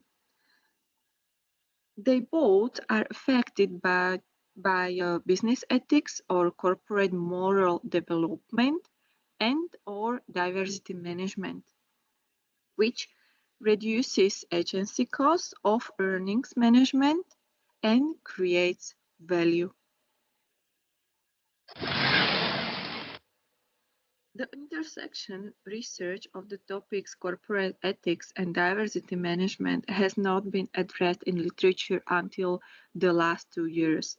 Researchers are linking diversity management as a part of human resources management and the corporate ethics as a part of corporate social responsibility, mostly until 2014. There is no evidence of similarly focused research in Slovak conditions, and despite the fact that organizational ethics is currently emphasized, little research examines the relationship between ethics codes and employees' responses to the work environment, such as diversity on the workplace. Having mentioned, we can conclude that the term corporate ethics is known for more than 2 centuries. On the other hand, the diversity management started to be used between 1985 and 1990. But in 5 years, the topic overran corporate ethics and its popularity is growing rapidly until now, which can be explained with the fact that strategic management, which is purely related to company performance, has taken this concept into consideration and shows that these concepts have an impact on corporate performance and strategy.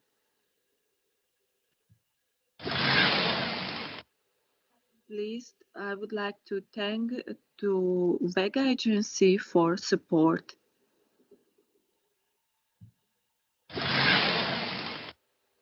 Thank you for your attention, and in case of any questions, please don't hesitate to contact me on my email address.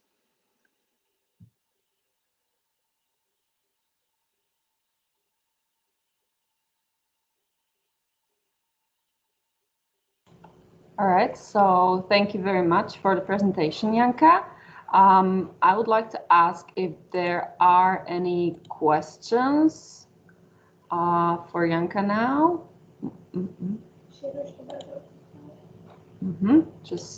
I think there are no questions.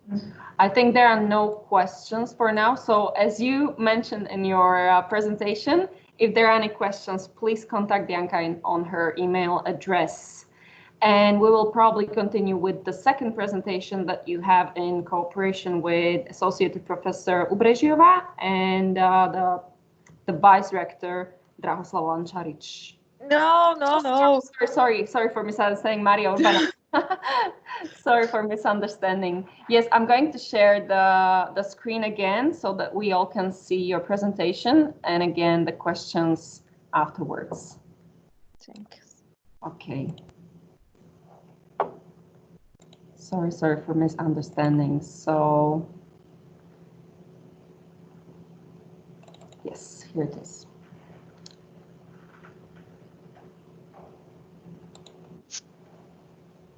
Good morning, ladies and gentlemen. My name is Jana Kozáková, and I would like to introduce article The Code of Conduct in Slovak Companies, which I made with the cooperation with my co-authors, Majka Urbánova and Associate Professor Iveta Ubrežiová. Our article deals with the formalization of the ethical principles in the 978 Slovak companies of different size, ownership, and business focus. According to the realized mathematical and statistical analysis, we identified that the year of entry into the Slovak market and ownership interest are the most important regarding business ethics in its formalization through the Code of Conduct.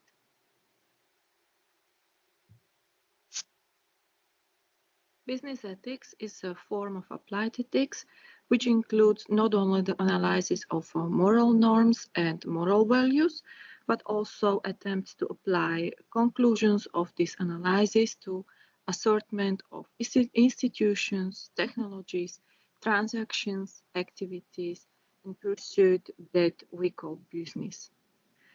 Companies pay increased attention to implementation of ethical principles into their everyday processes and formalization of their beliefs.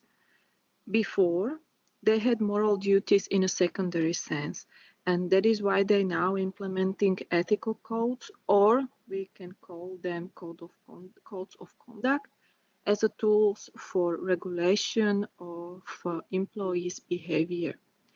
Existence of the code of ethics in a company directly affects its philanthropy and organizational engagement.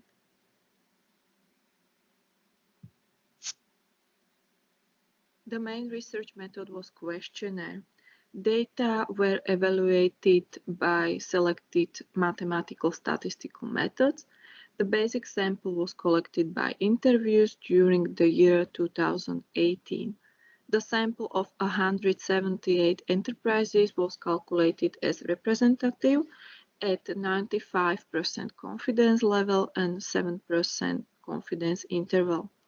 The sample involves only subjects registered in Slovakia, but they can have a different ownership structure or location of mother company. These subjects were of different regions, size, and business focus.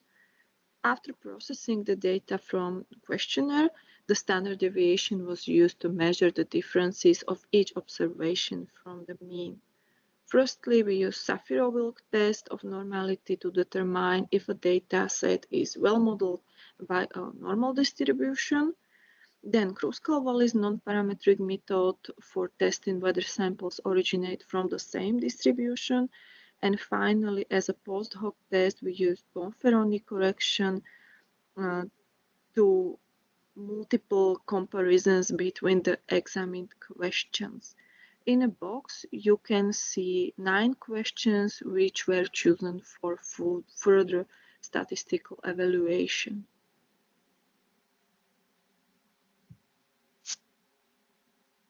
You can see results in discussion.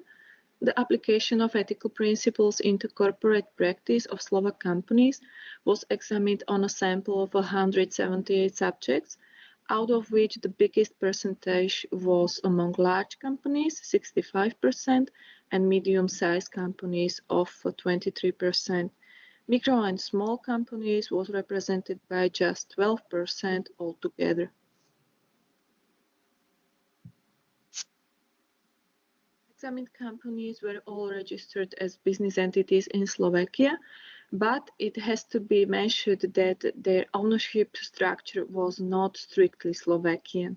The foreign ownership outweighed through the whole sample and mainly between large and medium-sized companies.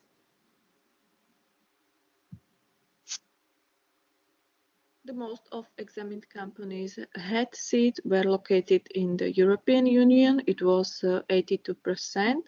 The same number of companies were originally from United States of America and Asia, 7%. South America, just 1 subject, and only 7 subjects were from Europe outside of European Union. 96% of the observed subjects has the ethics somehow incorporated into the official documents. However, formally designed the code of conduct, or we can say ethical code, has just 132 of them. Another 22% of them already implemented problem of ethics, but not as a specific individual document, just as a part of other documents, guidelines, and so on, or they solve the ethics just on operative level as a part of the plans or strategies.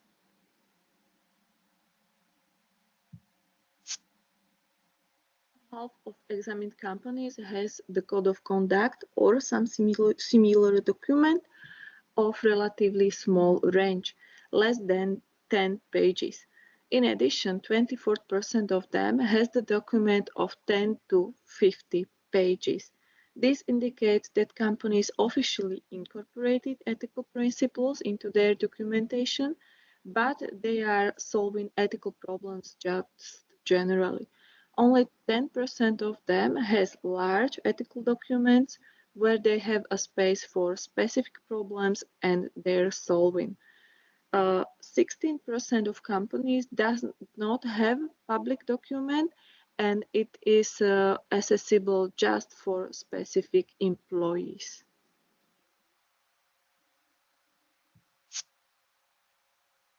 In business practice, there can be several reasons for adopting ethical principles officially. In multinational companies, there is usually a pressure of mother company to follow similar corporate culture in whole holding, but this reason outlined just 33% of examined companies. As the main reason of incorporated the code of conduct or similar document into documentation, we identified the efforts to build companies' goodwill. Therefore, more than half of examined companies are using corporate ethics as a part of marketing, as well as another 4% which are following current trends and a partially additional 3% which are using it in competition. On the picture, you can see the several reasons in relation to the perception of men agree with the theory that is necessary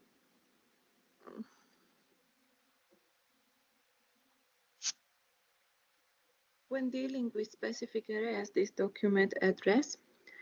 82% of companies outlined the general rejection of unethical practices, and another 15% of them differ a corruption or personal problems. Incorporating the code of conduct into companies' documentation usually means a milestone in shifting their corporate culture, and managers tend to pay close attention to it. On the other hand, they do not so consistently pay attention to its innovation and adaptation to the current situation. Over the half of examined subjects are updating this document, but not regularly, and 22% of them has not changed it since its incorporation. Official incorporating of code of conduct into companies' documentation is usually connected with some ethical problems in past. But just 13% of respondents self-proclaimed that in the past they had already faced an ethical problem. Nevertheless, only 1% of them has changed their code of conduct as a consequence. Last but not least, attention was paid to who created the document in the company. In more than 60%, it was a representative of mother company. In 32%, it was owner and or top management of a company, and just 5% of respondents admitted that the document was prepared by specialists or some external company. It means PR, law company, some consultant, or etc.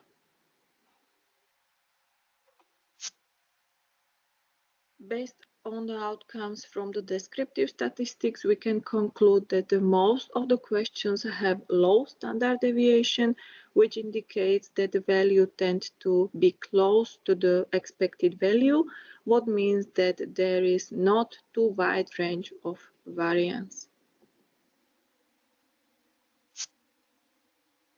The Shapiro-Wilk test of normality indicated that the variable from which the sample was extracted does not follow a normal distribution, and therefore the non-parametric test was chosen to test the samples. Computed p-value is lower than the significance level alpha 0.05, which means that the null hypothesis is rejected and the alternative hypothesis is accepted.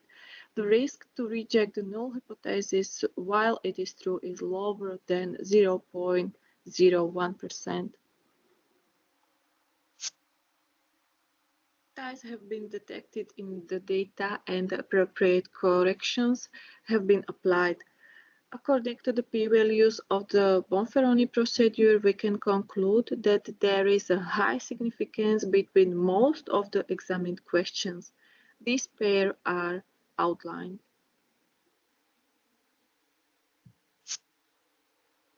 According to realized research, we can conclude that 96% of examined companies has the ethics somehow incorporated into the official documents. However, formally designed the code of conduct, or we can say ethical code, has just 132 of them. Half of them are of the relative small range. It means less than 10 pages. A quarter has only 10 to 50 pages, and only 10% of them has large ethical documents where they has a space for specific problems. The main reason of incorporating the code of conduct into company's official documentation was a effort to build goodwill, and therefore they were solving ethics as a part of marketing strategy.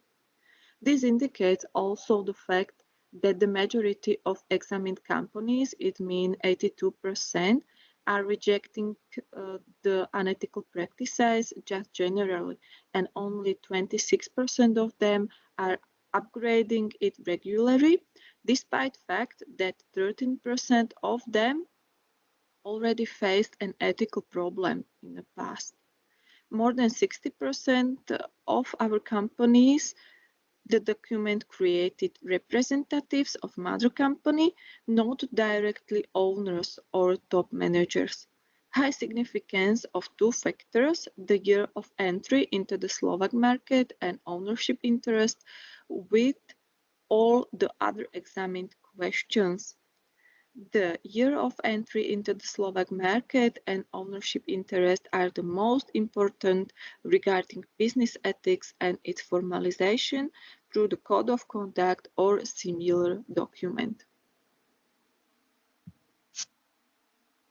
This article was supported by KEGA project Theory and Practice of the International Management and Entrepreneurship in the Multinational Environment. For your attention, and in case of any questions, please don't hesitate to contact me on my email address.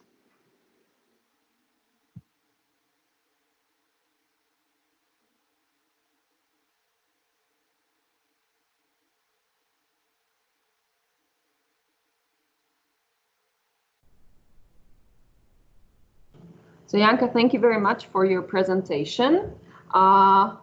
Are there any questions? I don't think so.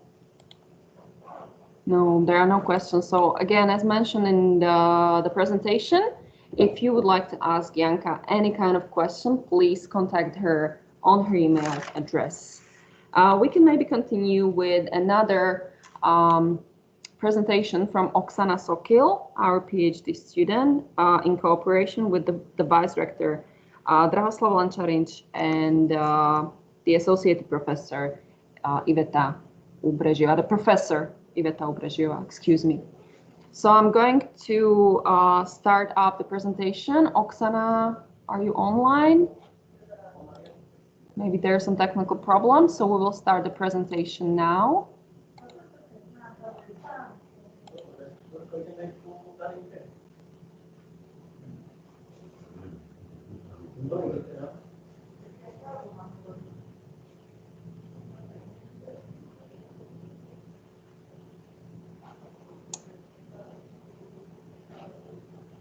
Sorry, just a moment.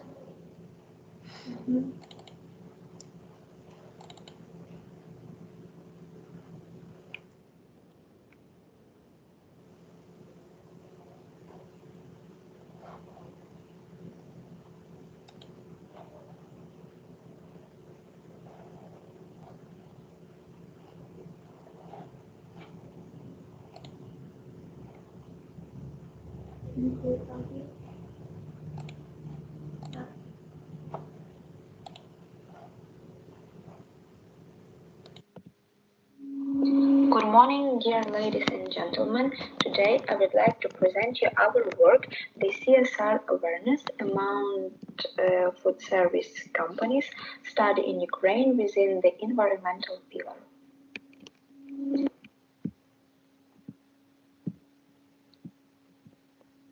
On this slide, you can see the short content of my work. We will talk about the introduction, the material and methods, results and discussion, and of course conclusion.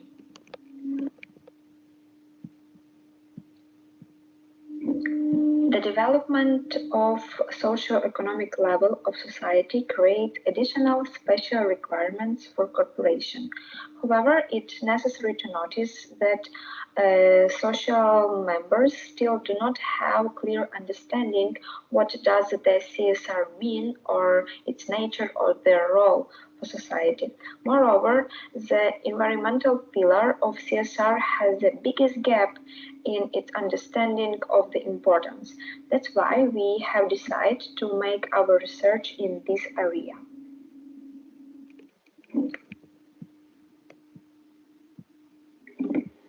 It can be confirmed that the rationalization of the sources using the search of alternative species have become one of the major problems for society. Countries around the world are beginning to impose requirements on the environmental component of companies through the implementation of technical standards. To follow the CSR requirements in case of environmental aspect, companies can measure their environmental impact and implementing environmental management. According to the previous studies, it can be concluded that external stakeholders generally prefer companies committed to environmental protection.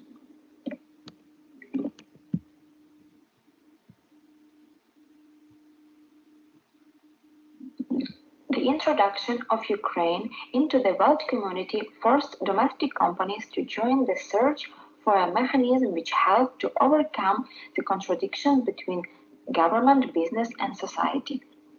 Previous studies show that in Ukraine, the representatives of international foreign enterprises have a broader focus on CSR activities than domestic companies. An analysis of CSR development level in Ukraine show that only high-income corporations have a well-developed strategy in this area. Representatives of the fuel and energy complex companies, spirits producers, and telecommunication companies are leaders in the field of the CSR strategy development within the domestic market. However, it should be recognized that companies whose product and other activities are most closely related to personal consumption are also widely involved in various models of CSR development and dissemination.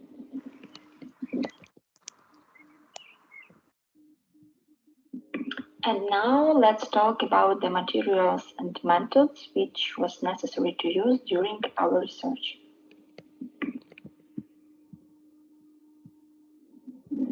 For our research, we have decided to use the survey method. This method had helped us to identify the main area of activity within the environmental pillar among small and medium-sized enterprises in Ukraine operating in the field of the food service market. The survey was conducted among management service representatives of the enterprise which occupies the food service sector of Ukraine. The study was carried out in Kyiv, Lviv, and Odessa due to the fact that those cities are the most visited cities in the country. The questionnaire were completed by filling out electronic samples which were sent via mail. Part of the respondents was interviewed during personal meeting or by phone calls. The survey sample includes 10 questions which are grouped into 4 parts. Likert scale was used for the questionnaire.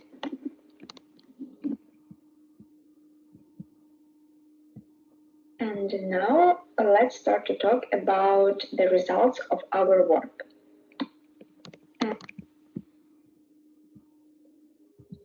On this slide, you can see the general information about our respondents.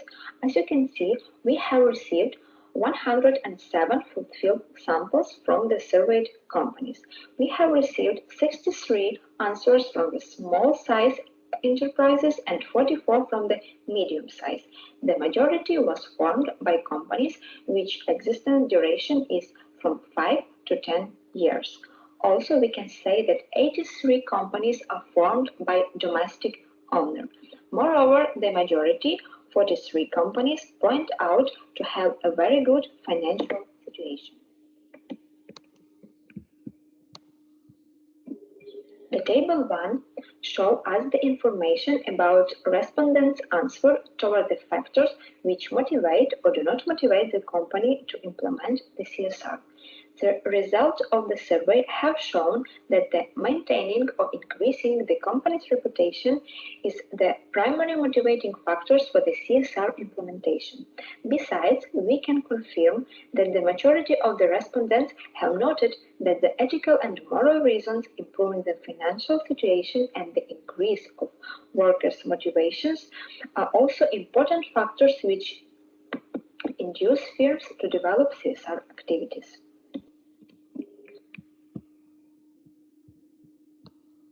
Table 2 shows us the main barrier to implement or improve the company's CSR activities. The table shows that 82 companies or 78% of the respondents report that the weak legislation towards the CSR is a major barrier to improve or develop CSR activities among food service companies in Ukraine. The positive fact is that only 6 companies have mentioned that CSR activities are not important for the firm. Table 3 represents a list of CSR environmental activities that have been proposed for the enterprise to evaluate. The results of the survey have shown that reducing environmental impact and the waste separation are the most common activities undertaken by surveyed businesses. On the other hand, promotion mutual cooperation with the firms in the area of environment, as well as exploring and development the area of environmental protection, are absolutely rare activities among companies. In conclusion, we will summarize the results of our work. And the conclusion lays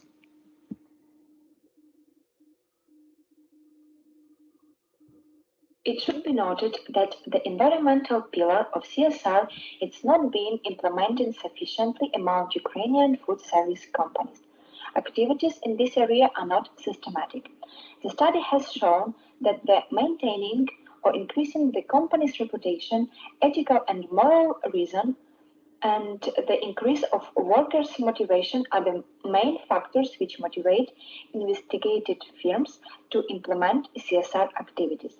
On the other hand, the investigated companies have noted that the weak legislation towards CSR is the main barrier to implement or improve the company's CSR activities.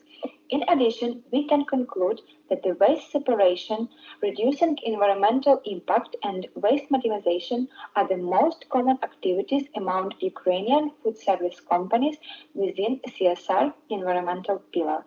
The results of the study showed that the level of CSR awareness is determined by the financial situation of the company.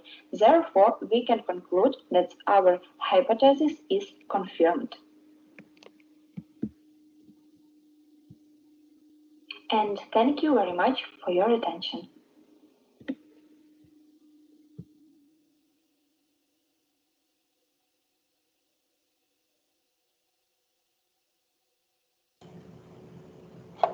So, Oksana, thank you very much for your presentation. I don't know if you are online so that we can answer the questions, if there are any questions. No, I cannot see any questions, and unfortunately Oksana is not online, probably some technical issues. Never mind, we're still running late, so maybe we can skip to the next presentation by Sylvia Lenčešová in cooperation with Maria Šejbidová and Zuzana Lušňáková. And the presentation is going to be New Approaches to the Education and Personal Development of Food Business Employees. Sylvia, are you here? Are you online? Yes, do you hear me?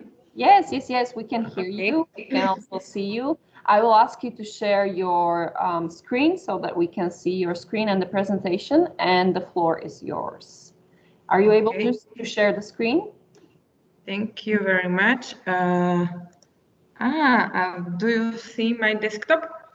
Yes, yes, Oh, we're able to see it. Okay, so I will start. Good afternoon, ladies and gentlemen. So we prepare paper, New Approaches to the Education and Personal Development of Food Business Employees. The aim of the paper is to evaluate the implementation of new trends in education and development of employees in food business operating in Slovakia. Now we will talk about something about methodology. We realized questionnaire survey. Our questionnaire has a name, New Trends in Human Resource Management in Food Businesses. It has two parts. First part, there were identification questions, such as size of company, legal form, capital share of the company, the region of Slovakia in which the company operates. And the second part has 6 questions. Sylvie, sorry, ale preklikové prezentáciu. A ja mám prekliknutú, vám to nepreskočilo? Preskočilo nám, nie. Ja som, lebo ja mám prezentáciu na methodology. I don't know. My sme stále New Approaches. Aha. Tak, neviem, čo robiť. Okay. Skús, Silvika. Skús F5, klasicky iba. Nič neurobilo F5, neviem. Lebo ja vlastne normálne prechádzam v prezentácii, tak teraz som troška šoknutá, že čo mám ešte spraviť. Robilo to aj iným. Dobrý deň, nevadí, dajte, len vy klikajte, nebudeme to mať na celú obrazovku, ale klikajte na ďalší slajd vždy a budeme to vidieť lepšie, dobre? Dobre, ale teraz, čo vidíte, stále vidíte len nadpis? Už vidíme metodológiu, hej. Dobre, tak to nebudem dávať na celú obrazovku, nechám to takto. Dobre. Dobre. OK. Dobre, tak poďme. Dobre, so we will continue. The second part of the questionnaire had 6 questions of which within one respondents could choose from the above options, and in 5 questions respondents expressed their agreement or disagreement. We used 5-level Likert scale. The research was realized from March to April 2019, and in total 453 companies were involved in our research, of which 70 were large enterprises, 125 were medium-sized enterprises, 148 were small enterprises, and 110 were micro-enterprises. They were from all 8 regions of the Slovak Republic. 160 enterprises were joint stock companies, and 239 were limited liability companies. 379 were exclusively Slovak enterprises, 35 were exclusively foreign enterprises, and 39 companies were with combined capital participation. We used the data were processed using the table processor MS Excel 2016 to get average and modus, and then were the data evaluated using the statistical software SAS Enterprise Guide to get values of Kruskal-Wallis test and values of Spearman correlation coefficient. So we will move to the results. You can see the characteristics of position evaluating education and development of employees. The bar graph represents the average answers of the respondents. Data are displayed in the base of the graph graph, and the line graph shows the most frequent answers, so the models. Data are displayed above the graph. We can see that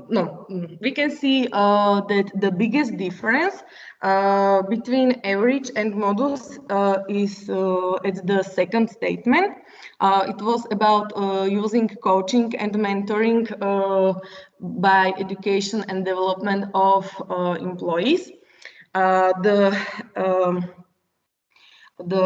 average response rate reached 2.86, and the most frequent response was 1, which represents absolutely disagree. 1 represented absolutely disagree, and 5 represented absolutely agree with the statement. So we can see that at the all 4 statements, we use coaching and mentoring, using e-learning, using cross-training, and using workshops. There was, in average, very low, very low level of agreement, because in food companies,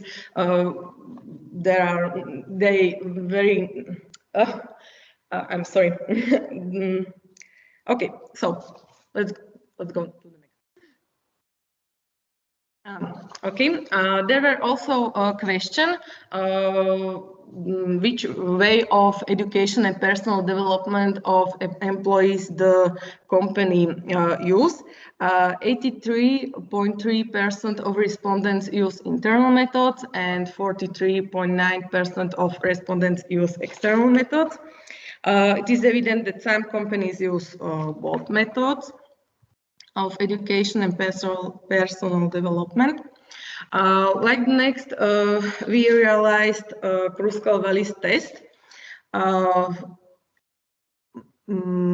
There are p-values of the individual Kruskal-Wallis test for every statement.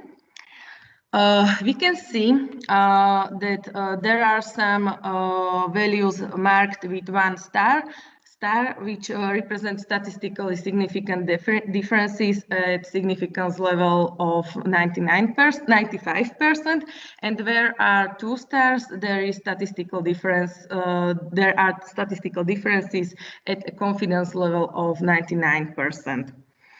So we can see that the region where a company operates has impact on the every part of these new trends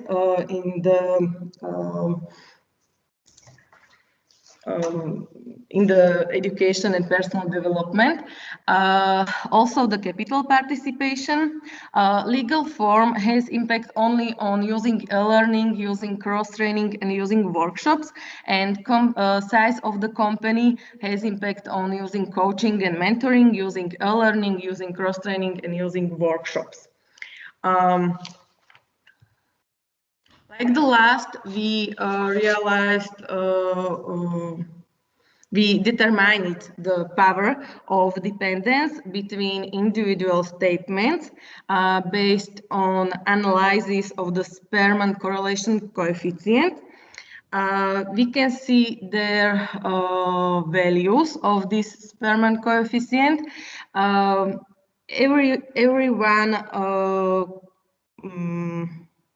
Everyone correlation was highly statistical significant. There are at every value 2 stars. And the highest correlation was between a 3rd and 5th statement, which represented a substantial to very strong dependence between the use of learning and the use of workshops in employee education and development. And the second strongest dependence is between 3rd and 4th question statement, and it means substantial to very strong dependence between using e-learning and using cross-training for employee training and development. So from the results of our research, we can see significant reserves in providing education and development of opportunities for food business employees in Slovakia, as the companies have taken a neutral position on this issue. We can conclude that food business in Slovakia rarely use coaching and mentoring and almost never use new methods such as e-learning rotation or workshops to develop and educate their employees. Based on our research, we recommend companies to provide employees with a variety of opportunities for personal development and education, support education within and outside the organization, with a clear goal of acquiring the necessary knowledge and the skills. So from me, it's everything, and thank you for your attention. Thank you, Sylvia, very much for your presentation. It was very interesting to listen to such interesting information from you. So thank you very much. Are there any questions from the participants? I think no.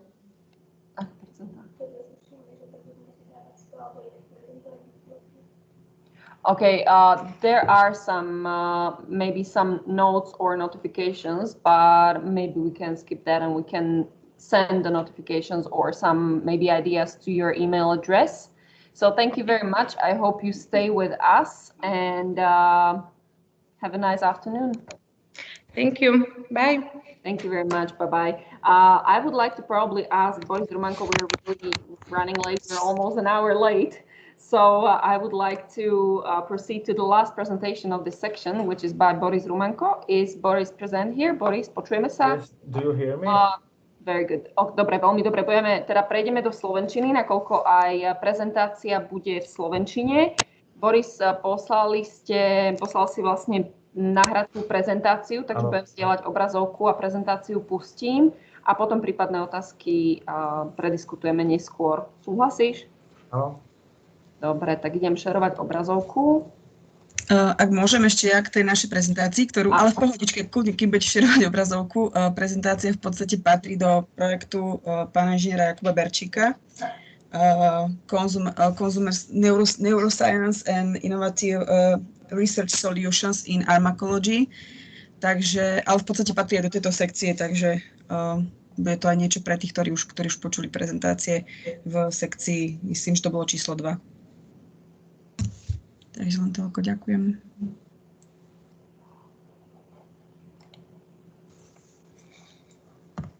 Dobrý deň, dovolte mi mene autorského kolektívu Lušňáková, Šajbiderová, Lenčešová a Rumánko predstaviť vám tému kvalita ovzdušia a ďalšie faktory ovplyvňujúce vhodnosť pracovného prostredia potravinárskych podnikov.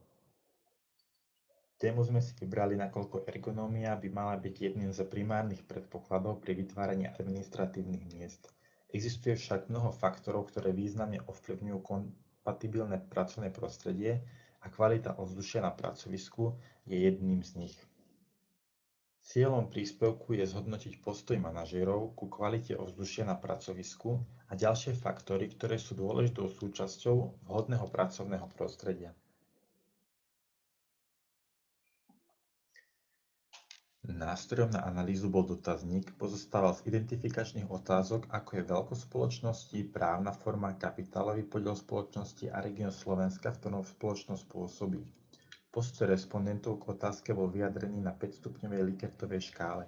Výskum sa uskutočnil od marca do júna 2019 a zúčastnilo sa ho 493 malých, stredných a veľkých potravinárskych podnikov pôsobiacich na celom Slovensku. Respondenti, ktorí na otázky odpovedali, boli obchodní manažéri. Za účelom vyhodnotenia prístupu manažérov ku kvalite ovzdušia na pracovisku a ďalších faktorov, ktoré sú dôležitou súčasťou vhodného pracovného prostredia, sme formulovali a na základe vykonanej analýzy overili nasledujúci výskumný predpoklad, a A to je, predpokladáme, že spoločnosti zabezpečujúce kvalitu ovzdušia na pracovisku venujú pozornosť aj iným faktorom, ktoré ovplyvňujú vyhovujúce pracovné prostredie.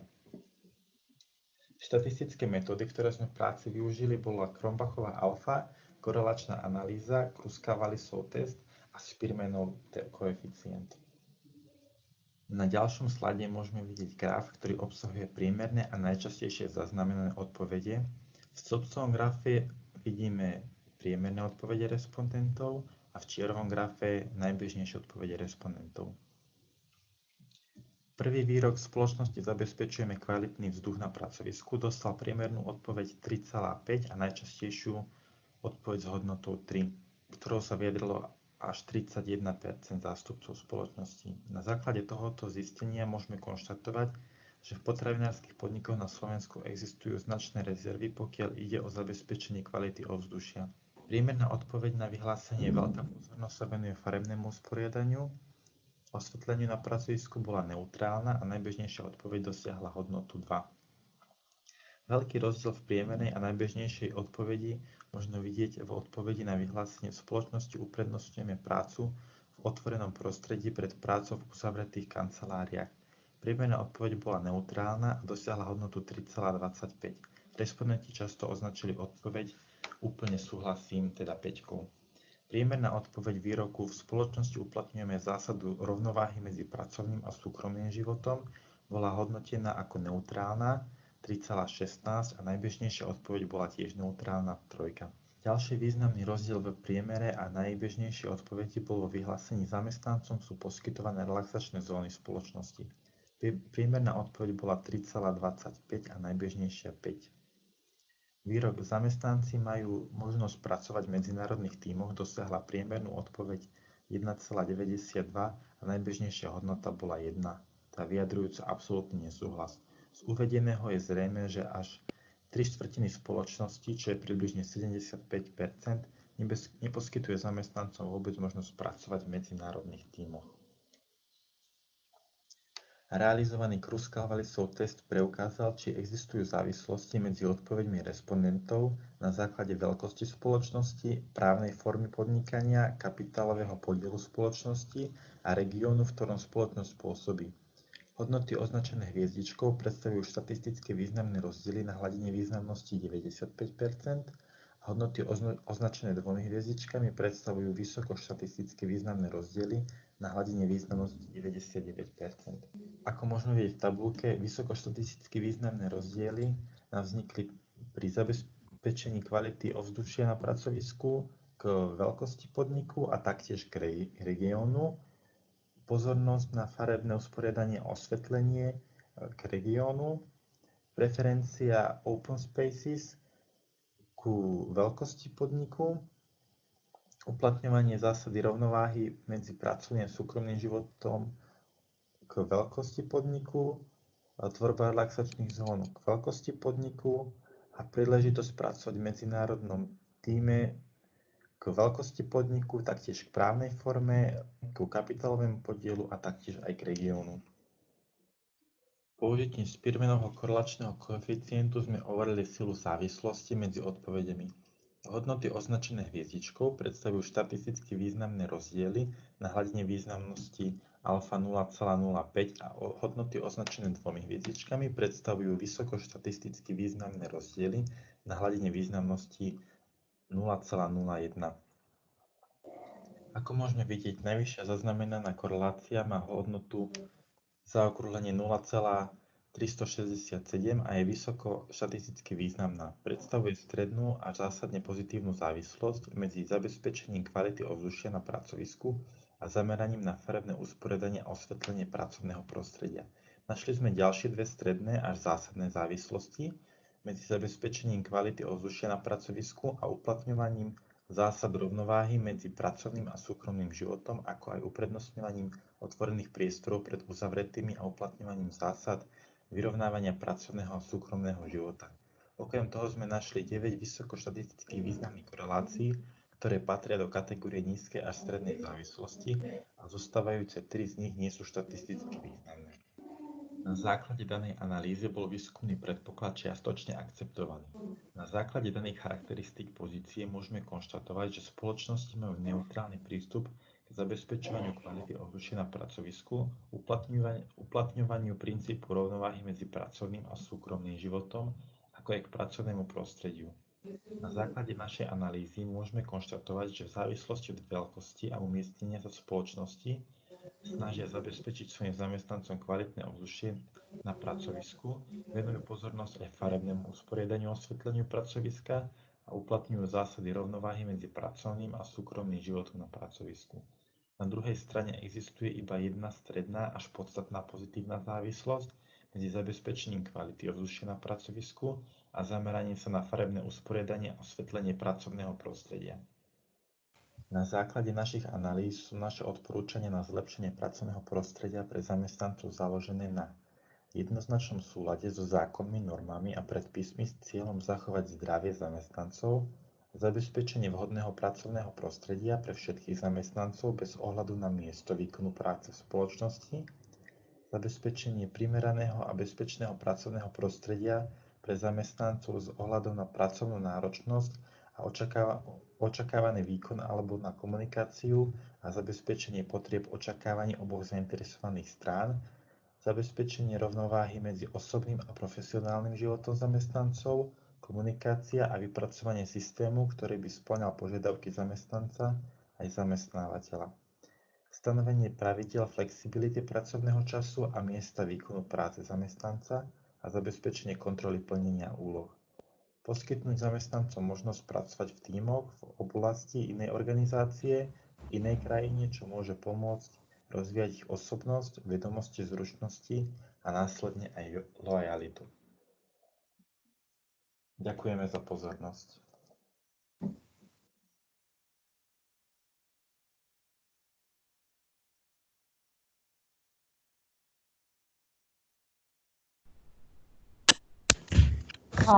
Ďakujeme veľmi pekne za prezentáciu, ďakujeme aj celému kolektívu článku.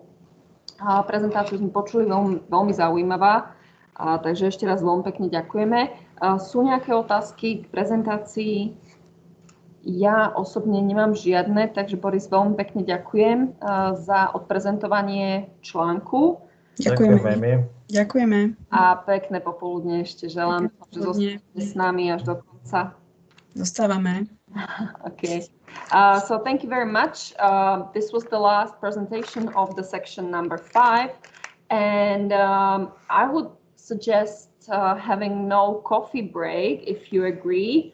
I'm sure that we have all the participants of the section number 10 here. I hope they're present, and I would be really happy if we continued because we are really late and time schedule is pretty strict. So I would probably like to ask Tatiana Bencova if she's online and if she's willing to continue with the presentation. Yes, I'm here. Do you hear me? Yes, we can hear you. Okay, so now. Yes, probably you can share your screen and start up your presentation. You will have a presentation on the performance measurement dynamic processes, comparative overview of literature, and so on. So, yes, the floor is yours. Okay, so do you see the presentation? Yes. Okay. So, good afternoon. My name is Tatiana Bencova, and together with my colleagues, I have prepared a short presentation for my article with the topic Data Envelopment Analysis in Performance Measurement of Dynamic Processes, Comparative Overview of the Literature, and also the illustration of dynamic network data in agricultural enterprises. So firstly, I will explain what is network data, how it works, and why it should be a better method for measuring the efficiency than a standard data envelopment analysis. Secondly, I will talk about the main output of our article, which is a literature review and classification of dynamic data envelopment analysis approaches. Then I will answer the question, how to evaluate the efficiency of agriculture enterprises using a dynamic network model, and present variable options, inputs, intermediate products, and final outputs for a dynamic network data model in agricultural enterprises. In the end, I will summarize the results of the analysis and offer opportunities for future research in this field. So firstly, it is important to answer these three main questions. The first is how to measure the efficiency of enterprises. Traditional methods for measuring the efficiency include financial ratios. However, more comprehensive results are offered by quantitative methods of efficiency measurement, such as stochastic frontier analysis and data envelopment analysis. Stochastic frontier analysis is a parametric method, and data envelopment analysis is a non-parametric method for measuring the efficiency. The second question is, why is network data better than standard data? The biggest advantage of network data is opening the black box of the production process, and thus a more accurate and targeted identification of sources of inefficiency. As a result, managers of the enterprise are able to better control inefficient sub-processes.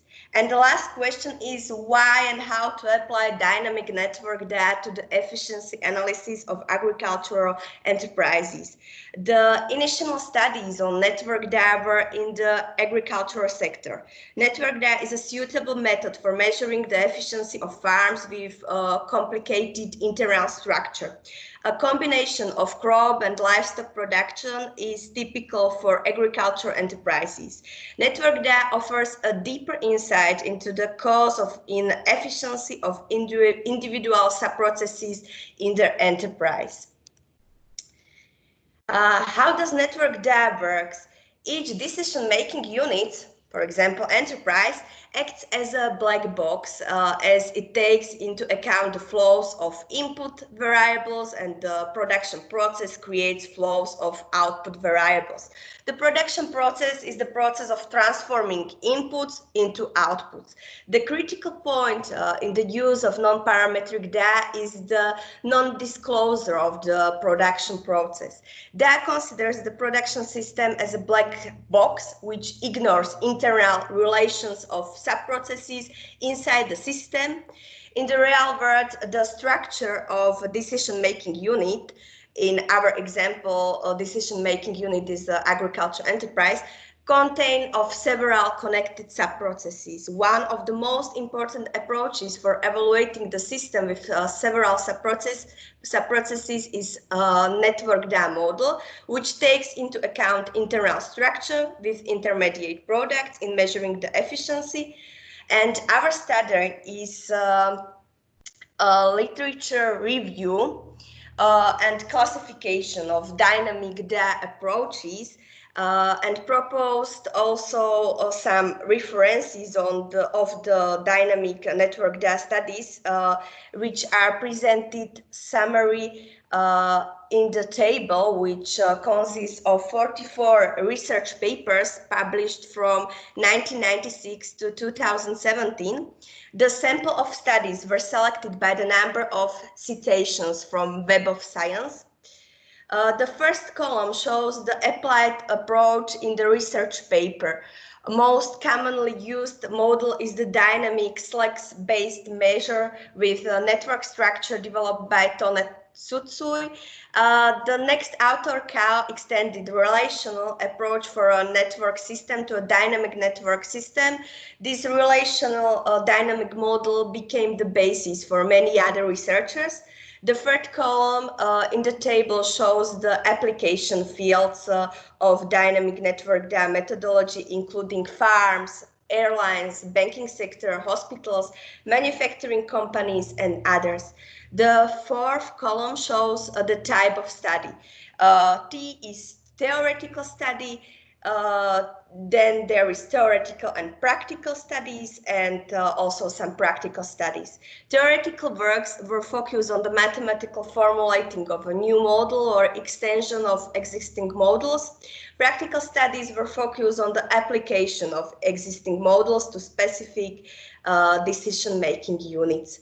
Authors Fer and Grobskop introduced dynamic aspect of production and provided several theoretical contributions. Their study became the base for further studies on dynamic network data. Their study was applied to farms with crop and livestock production, and also other authors, Kevas, with others 2012, used dynamic network data model with undesirable outputs to measure the efficiency of arable farms.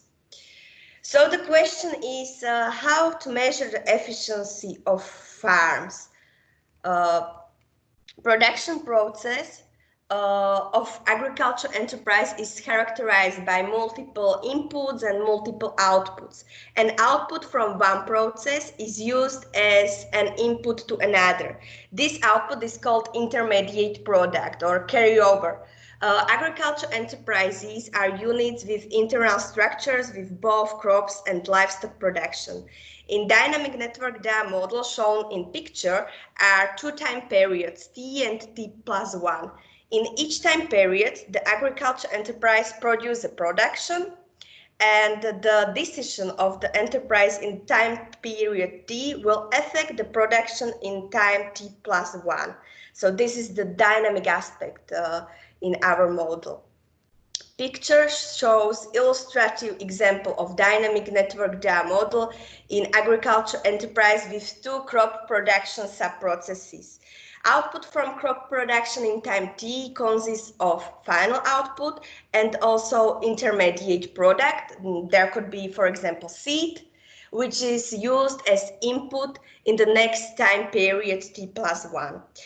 Also in the production process are exogenous inputs, which enter into the production process in both time periods. In our article, we also formulate this model in the linear mathematical model or problem.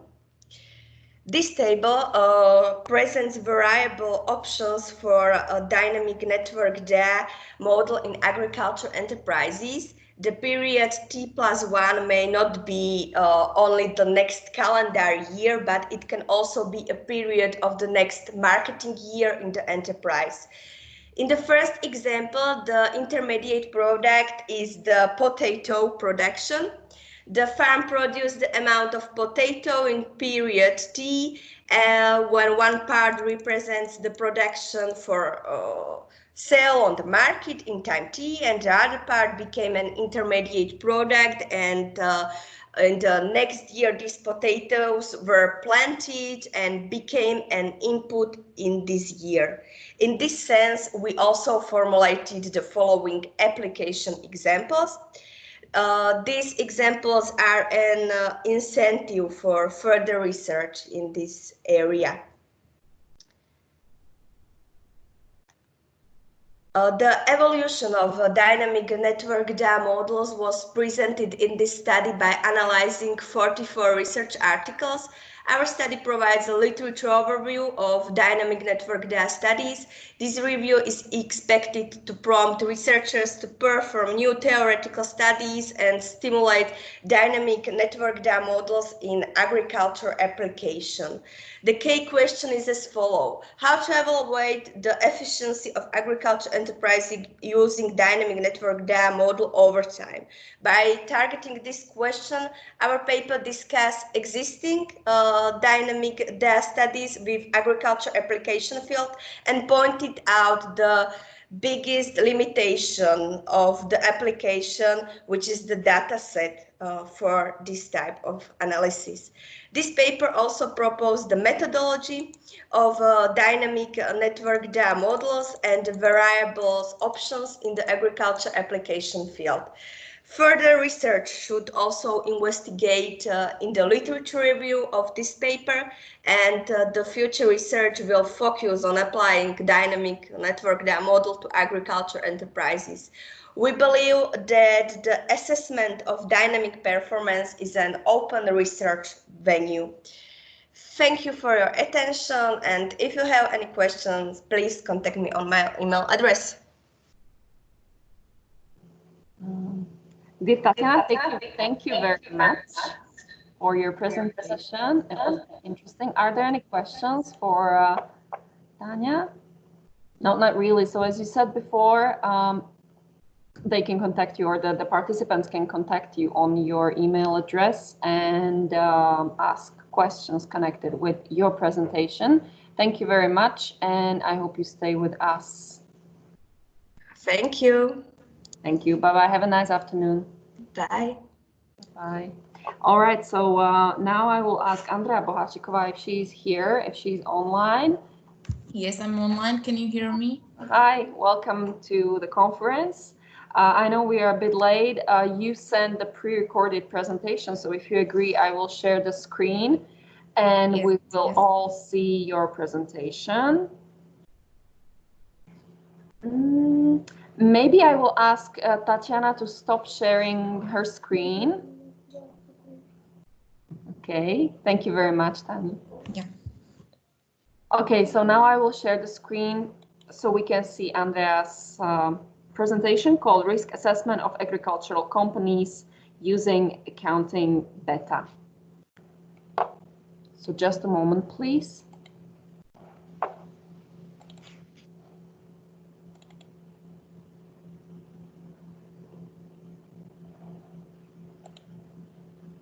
Good afternoon. My name is Andrea Bohacikova. I work at the Department of Finance at Slovak University of Agriculture in Nitra. And today I would like to present you my paper with the topic Risk Assessment of Agricultural Companies Using Accounting Beta. The content of my presentation is following. Firstly, I would like to tell you a little motivation, the introduction to the topic. Then I would continue with the main objective of the paper, the materials and methods that were used for calculations, and finally we can focus on results, discussion, and the main conclusions. Agriculture and farming is affected by many different types of risk. However, in our research, we basically focus on the income risk from farming. It is because the income from farming is volatile due to various random factors that affect production and prices. It can be caused by the reliance of production on natural conditions, weather influences, diseases of animals, some weather events such as flood or drought or the climate change. And all these events together negatively impact producers' incomes. The risk management in agriculture plays a key role nowadays because it is the essential tool for farmers to avoid and react to shocks, potential losses, and increased volatility of income. Also, the policymakers take into account the importance of risk management, and it was shown by the CAP Initiative 2014-20, where has been for the first time clearly positioned risk management tools and income stabilization tools into the rural development program. The risk management process consists of several steps, and at the very beginning it is important to identify the risky companies and to measure the risk. Therefore, the main objective of the paper is to identify and characterize the risky and non-risky agricultural companies in Slovakia based on the beta assessment. The data used for the analysis are obtained from the Ministry of Agriculture and Rural Development of Slovak Republic. The data set consists of the financial statements of 623 individual farms in the years 2004 and 2013. For the identification of risky companies were the farms divided according to their legal form and production orientation, to the cooperatives and business companies. It means that limited liability companies and joint stock companies, and to the crop farms and animal farms. For identification of risky companies, we decided to use the beta coefficient.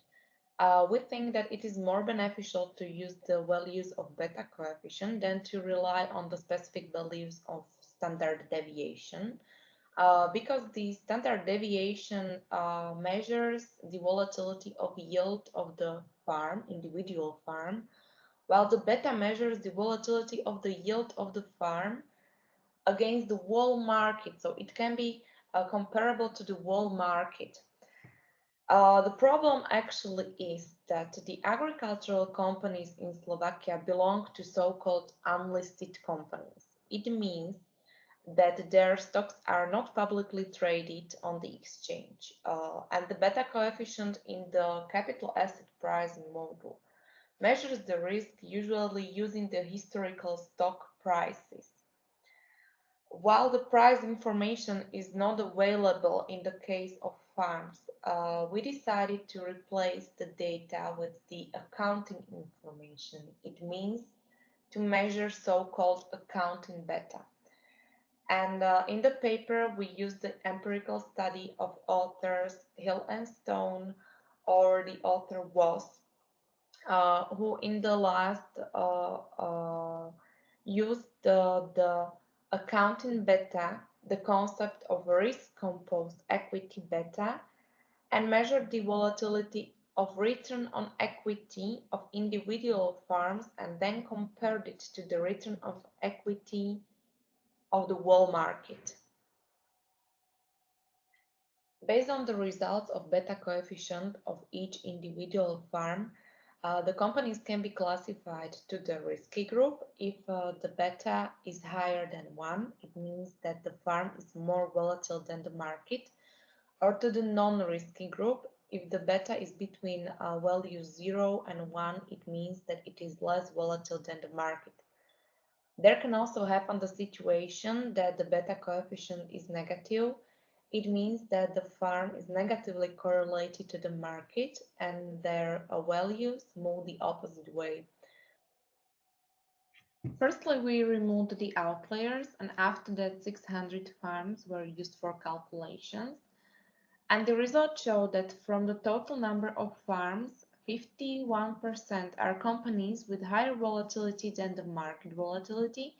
It means these farms can be classified as risky farms. 35% of farms are classified as non-risky farms with lower volatility than market, and around 14% of farms are negatively correlated farms. For better understanding of distribution of frequencies, the histogram was created, and you can see that the range of beta values is quite wide, from the minimum of -8 till the maximum of 23. And actually the histogram shows that if the beta is more than 5 or less than -1, only small number of farms remains in the settled intervals. Therefore, we assume that for deeper analysis and let's say better analysis, it is not essential to examine the beta coefficient of farms more than 5 or less than -1. Therefore, we recalculated our results in the groups of risky and non-risky farms. Finally, the risky group is created by 251 farms, from which 45% are business companies and 55% are cooperatives. A better difference is seen when considering the production orientation of farms. In this case, 70% of farms are crop farms. It means that 50% of the revenues is from crop production, and only around 30% of all farms are animal farms. So it seems that the production orientation may be the factor having impact on the risk of agriculture companies and on the division of farms based on the risk. but both divisions seems to be meaningful, showing the differences. When looking at the table, we can see the average values of return and standard deviation of farms. And in this case, the return on equity in the group of risky farms is 3.6%, with the average standard deviation of 13.6%. It means that there is 3.4% of risk for each 1 unit of average return. The non-risky group consists of 212 farms, and the majority of farms are cooperatives, 65%, and farms with orientation on animal production, 55%. In the case of non-risky farms, the division according to the legal form shows more differences than according to the production orientation. And when we look at the average individual values, we see that the average return on equity in the group of non-risky farms is 1.5%, with the average risk 5%. The ratio between the standard deviation and average return shows that for each 1 unit of return, there is 3.75% of risk that it generates. Well, even if the individual values of risk and return are different in comparison to the risky group of farms, the ratio of standard deviation and return is very similar, so it seems like the risk and return of farms are growing linearly. It can reflect to the assumption, theoretical assumption, that higher the risk, the higher the return.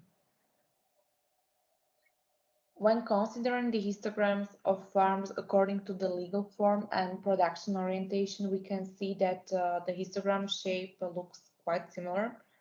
Probably only interesting fact is that in the case of animal farms, there is almost twice as high frequency in the interval between -1 and 0, representing the negatively correlated farms that change the opposite way than the market changes. In this case, there is the 71% share of animal farms in the group of negatively correlated farms. We can conclude that the use of accounting beta is the essential way how to examine the risk of unlisted companies, such as Slovak agriculture companies, even if there are also some limitations with the calculation. But hopefully, we were able to measure and compare the volatility of individual farms against the whole market. Therefore, we were able to create the group of risky farms and non-risky farms. We found that the majority of farms in the risky group are crop farms with a crop orientation and business companies. It means limited liability companies and joint stock companies. And the majority of animal farms and cooperatives rather create the group of non-risky farms. It should be also noted that non-risky group refers to lower volatility than market volatility. However, it does not mean that farms include no risk at all, because there is always some portion of risk. The individual values of standard deviation and average return show different numbers. However, interesting is that the coefficient of variation in both groups is around 3.5. It means that to each 1 unit of average return, there is 3.5% of risk that it generates. And we have also found that a great percentage of animal farms create a group of negatively correlated farms to the market. So our results showed that the production orientation is a factor having quite high impact on the risk and division of farms according to the risk, while the legal form does not play such an important role. but still shows the differences. So these characteristics, as well as other factors, should be issue for our further analysis. So I would like to thank you very much for your attention, and if you have any questions, feel free to ask.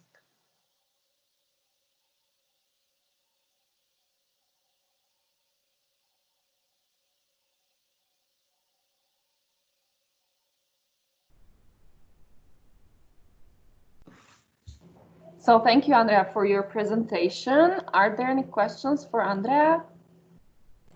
If not, I will probably ask all the participants who would like to ask questions regarding the presentation that we have seen recently. I would recommend sending mail to Andrea so that she can answer the questions. So Andrea, thank you very much. I hope you stay with us. Thank you. Have a nice afternoon. Bye-bye. All right, I would like to ask Mr. Rastislav Kotulic. Can we hear and see each other? Yes, you're here. Mr. Kotulic, I would like to ask you, I have your presentation, but it's not pre-recorded. I have an extra file with the sound. Are you able to present your presentation now online, or? I decided to present. Oh, perfect. Okay, perfect. So maybe you can share your screen and we can listen to your presentation. Not in Slovak language. Is it possible? In Slovak, of course. Yes, of course, you can present it in Slovak language. Okay. Nech sa páči, môžete aj po slovensky, samozrejme, tešíme sa. Chcem sa poďakovať.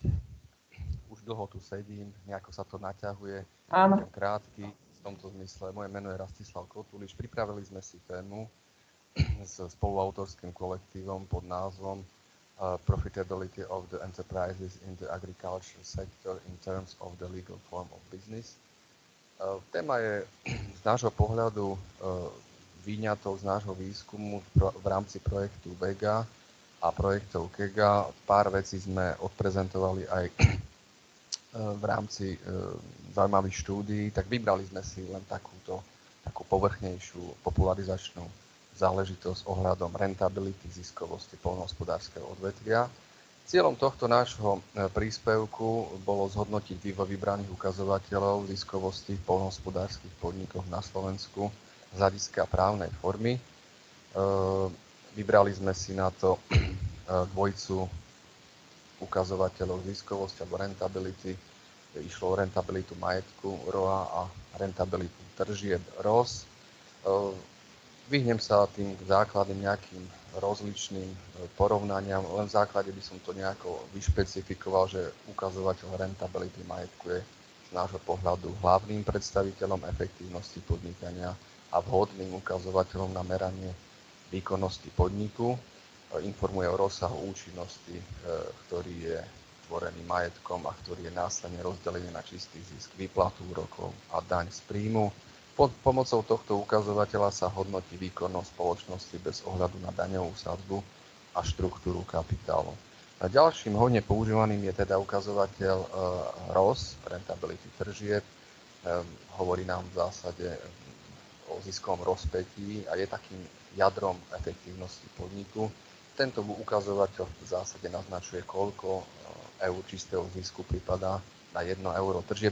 No my sme to teda všetky obidva, aj ROA, aj ROS, merali v percentuálnom vyjadrení. Základom empirickej časti boli sekundárne finančné a doplňujúce údaje o agrárnych podnikoch, ktoré nám poskytlo Ministerstvo pôdohospodárstva a rozvoja vidieka Slovenskej republiky vo forme informačných listov spoločnosti Radela SRO za roky 2005 až 2014. Ďalšia tabuľka nám v zásade zobrazuje právne zoskupenie poľnohospodárskych podnikov vo výskumnej, teda tej databáze, ktorú sme mali možnosť porovnávať. Ako si je možné všimnúť, že je tam vyšší podiel obchodných spoločností a v nich teda prevládali spoločnosti s ručením obmedzeným. Nižší podiel je tam tých poľnohospodárskych družstiev, ale tie v zásade ubúdajú na Slovensku ako vo všeobecnosti v priebehu tých rokov stále je ich menej a menej, ale v zásade sa držia okolo tých 500-400 právnych jednotiek. Čo sa týka ukazovateľa ROA, to bol náš prvý parameter pri analýze. Vypočítali sme ho takto. Ak by som to len historicky nejako spomenul, máme to v článku uvedené, tak najvyššie hodnoty sme dosahovali alebo sme sledovali v roku 2007 a myslím, že dosahovali pri obchodných spoločnostiach 9,57%. V prípade tých poľnohospodárskych družstiev to bolo o mnoho nižšie, 3,52%. Podniky oboch právnych fóriem dosiahli v roku 2010 u nás, čo sme teda sledovali, najväčší pokles ziskovosti, čo bolo spôsobené pravdepodobne zlými poľnohospodárskymi alebo teda hydrometeorologickými podmienkami. Myslím, že tam boli veľké prívalové dažde a rôzne krupobytia. Čo sa týka prezentácie tých výsledkov, tak náš histogram nám hovorí o tom, hore máme hore, dá sa povedať, v tej časti, ktorá je svetlejšia, sú poľnohospodárske družstvá zobrazené. Na osi X-ovej máme hodnoty ukazovateľa ROA. Dolná časť, tá tmavšia, nám zobrazuje naše obchodné spoločnosti. Tak ako môžeme si všimnúť, tá frekvencia je na osi Y. Môžeme si všimnúť, že tie poľnohospodárske spoločnosti alebo družstvá svojím spôsobom zaostávali za obchodnými spoločnosťami dosť výrazne. Niečo podobné je vidieť aj pri rentabilite tržieb. Ak by som mal teda ešte podotknúť, tak v rámci rentability aktív alebo rentability teda majetku sme potvrdili pomocou Shapiro-Wilkovho testu normálnu distribúciu a pomocou Levenovho testu ich homoskedasticitu, čiže homogénne rozdelenie. No v prípade rentability tržieb sa nám toto nepotvrdilo. V rámci toho Shapiro-Wilkovho testu sme normálnu distribúciu nepotvrdili. Čo sa týka rentability tržieb, snáď ešte by som spomenul, že najdynamickejšie roky, najdynamickejší trend v zásade sme si mohli všimnúť pri rokoch 2010 a 2013. Tam poľnohospodársky sektor dosahoval výraznú stratu. Je zaujímavé sledovať, že teda to obdobie, ktoré sme si vzali do analýzy, malo zasahovať aj tú hospodárskú krízu vo svete, ale rok 2009 sa nám takto nejavil ako teda kritický. To sme chceli povedať, čo je zaujímavé. V každom prípade od roku 2007 bolo možnosť vidieť v poľnohospodárskom rezorte pokles výnosov aj nákladov a teda tam tá ziskovosť sa nám začala rapidne prepadávať, až v roku 2011 došlo k oživeniu týchto vecí. Ak by sme to ďalej nejako zhodnotili, tá atraktívnosť rentability alebo teda tej ziskovosti spoločnosti významne ovplyvňuje šance na úspech v trhovom prostredí aj u nás v európskom priestore, čiže aj na Slovensku. A to lepšie celkové hodnotenie ukazovateľov ziskovosti sme dosiahli zjavne u tých obchodných spoločností vo všetkých sledovaných obdobiach, čo mohlo byť spôsobené rôznymi samozrejme vplyvmi, čo sme aj popísali v našich článkoch v zemedelskej ekonomike a v iných teda, ktoré vyšli, a už sú to teda podrobnejšie rozoberané veci, kde sme teda zahrnuli aj dotácie, kde sme teda zahrnuli aj možno tú transformáciu z centrálne riadenej ekonomiky do tej trhovej ekonomiky, čiže tie staré dlhy ostali väčšinou na družstvách a ako Fénix popola vznikli naše obchodné spoločnosti. Thank you for your attention. Ďakujem za pozornosť, to je všetko. Ďakujeme veľmi pekne za prezentáciu.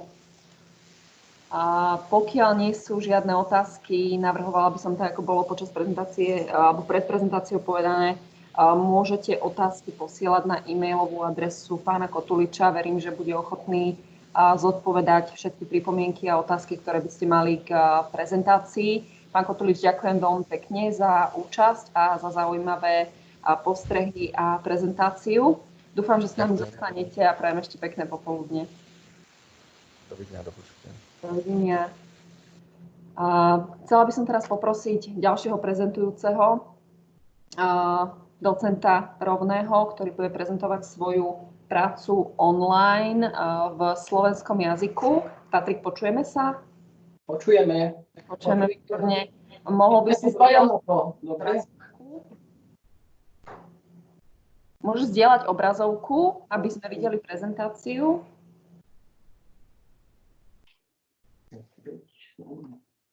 Dobre, vidíte? Áno, vidíme. Aj za tebou to vidíme. Áno, aj za mnou to vidíte.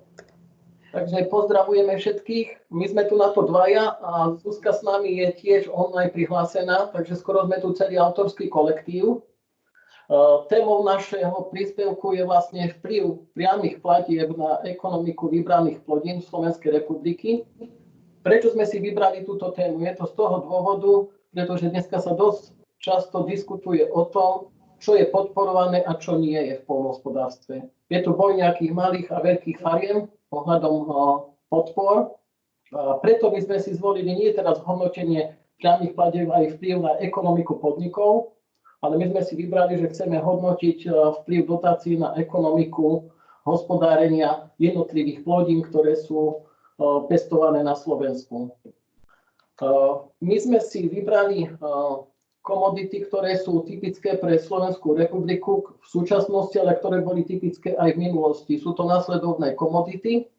Je to pšenica, potom sme si vybrali zemiaky, potom sme si vybrali hrozno a víno, a vybrali sme si hovädzí dobytok, respektíve z neho sme si vybrali len jednu časť a to sú dojnice, čiže produkcia mlieka.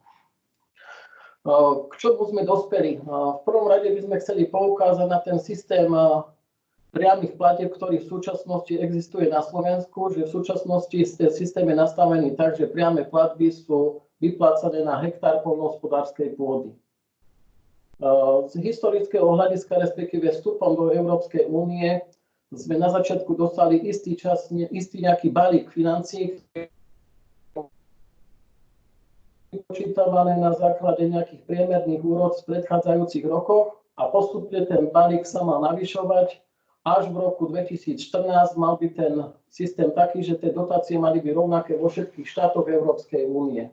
Tu máme možnosť vidieť v tomto grafe, aká je súčasná situácia. Je to z roku 2016, ale keby sme aj dnes zobrali súčasný rok, tak by sme videli, že sú obrovské rozdiely v priamych platbách prepočte na 1 hektár poľnohospodárskej pôdy na Slovensku oproti ostatným štátom Európskej únie.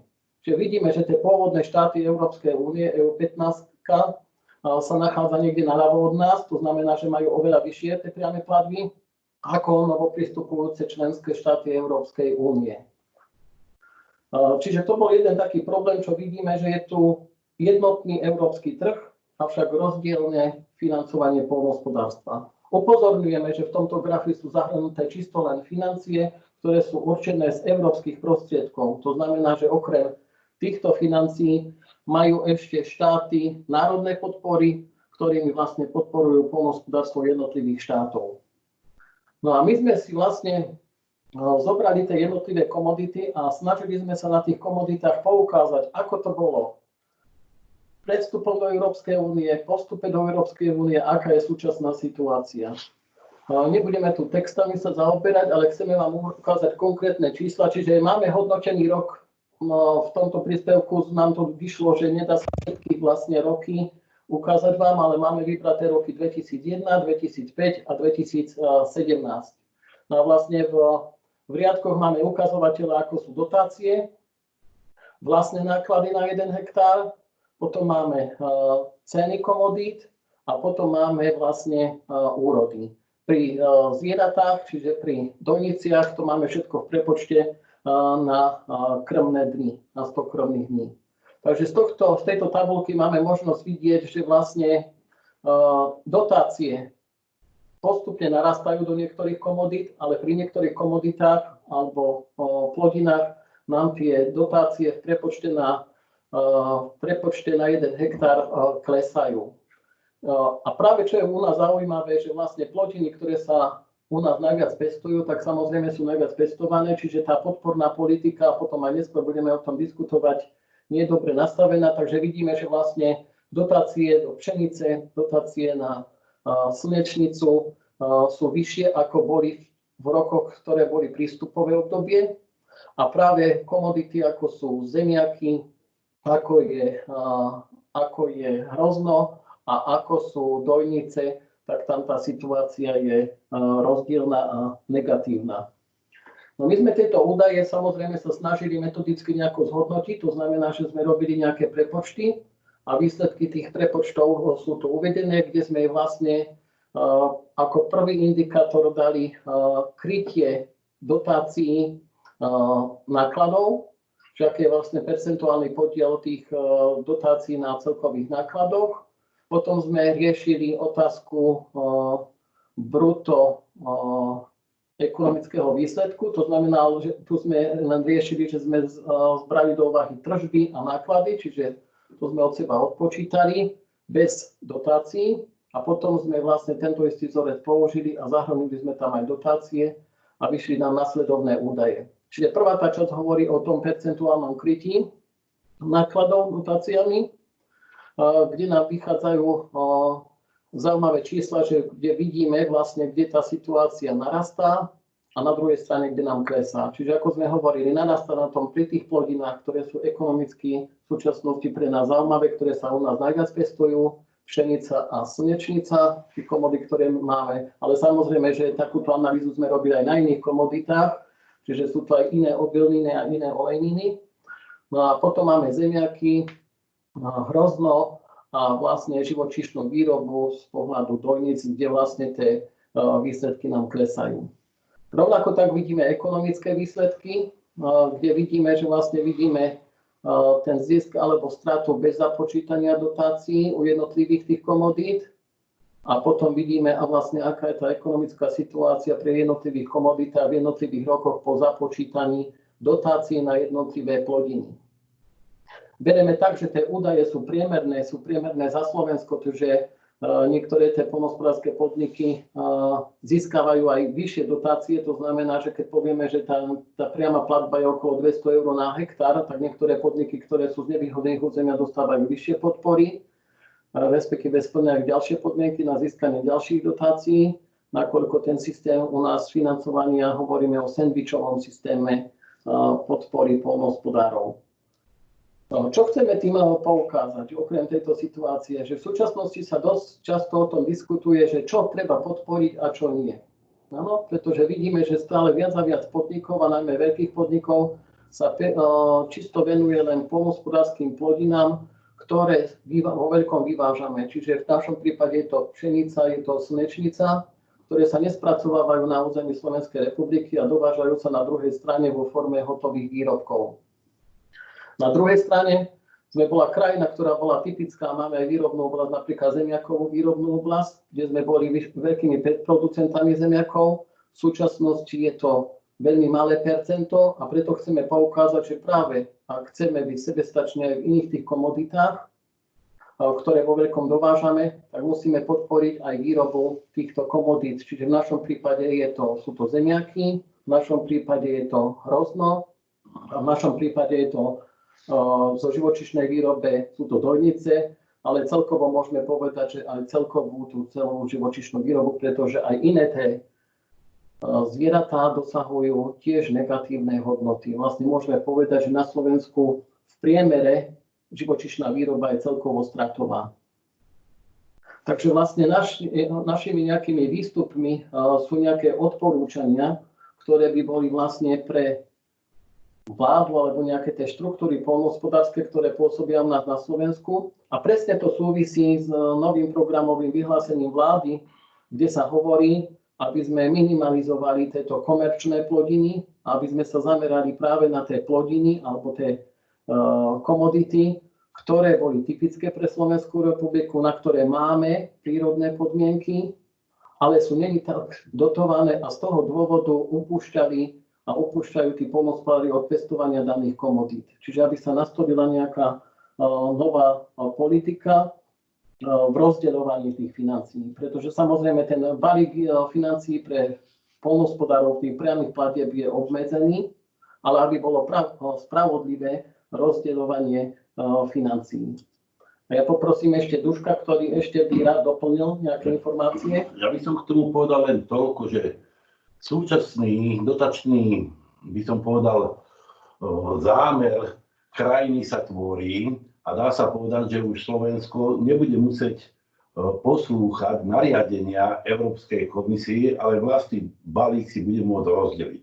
Tu sme chceli poukázať na to, že doteraz boli dotácie nacielené tak, že čím jednoduchšia robota s vyššou mechanizáciou, to znamená obiloviny, olejniny, áno, boli lukratívne ekonomicky a čím robota alebo plodiny, ktoré sú náročné na ľudskú prácu, to znamená technické, špeciálne plodiny, to znamená zelenina, dá sa povedať, a živočíšna výroba ako celok, tie boli z hľadiska podnikania rizikové.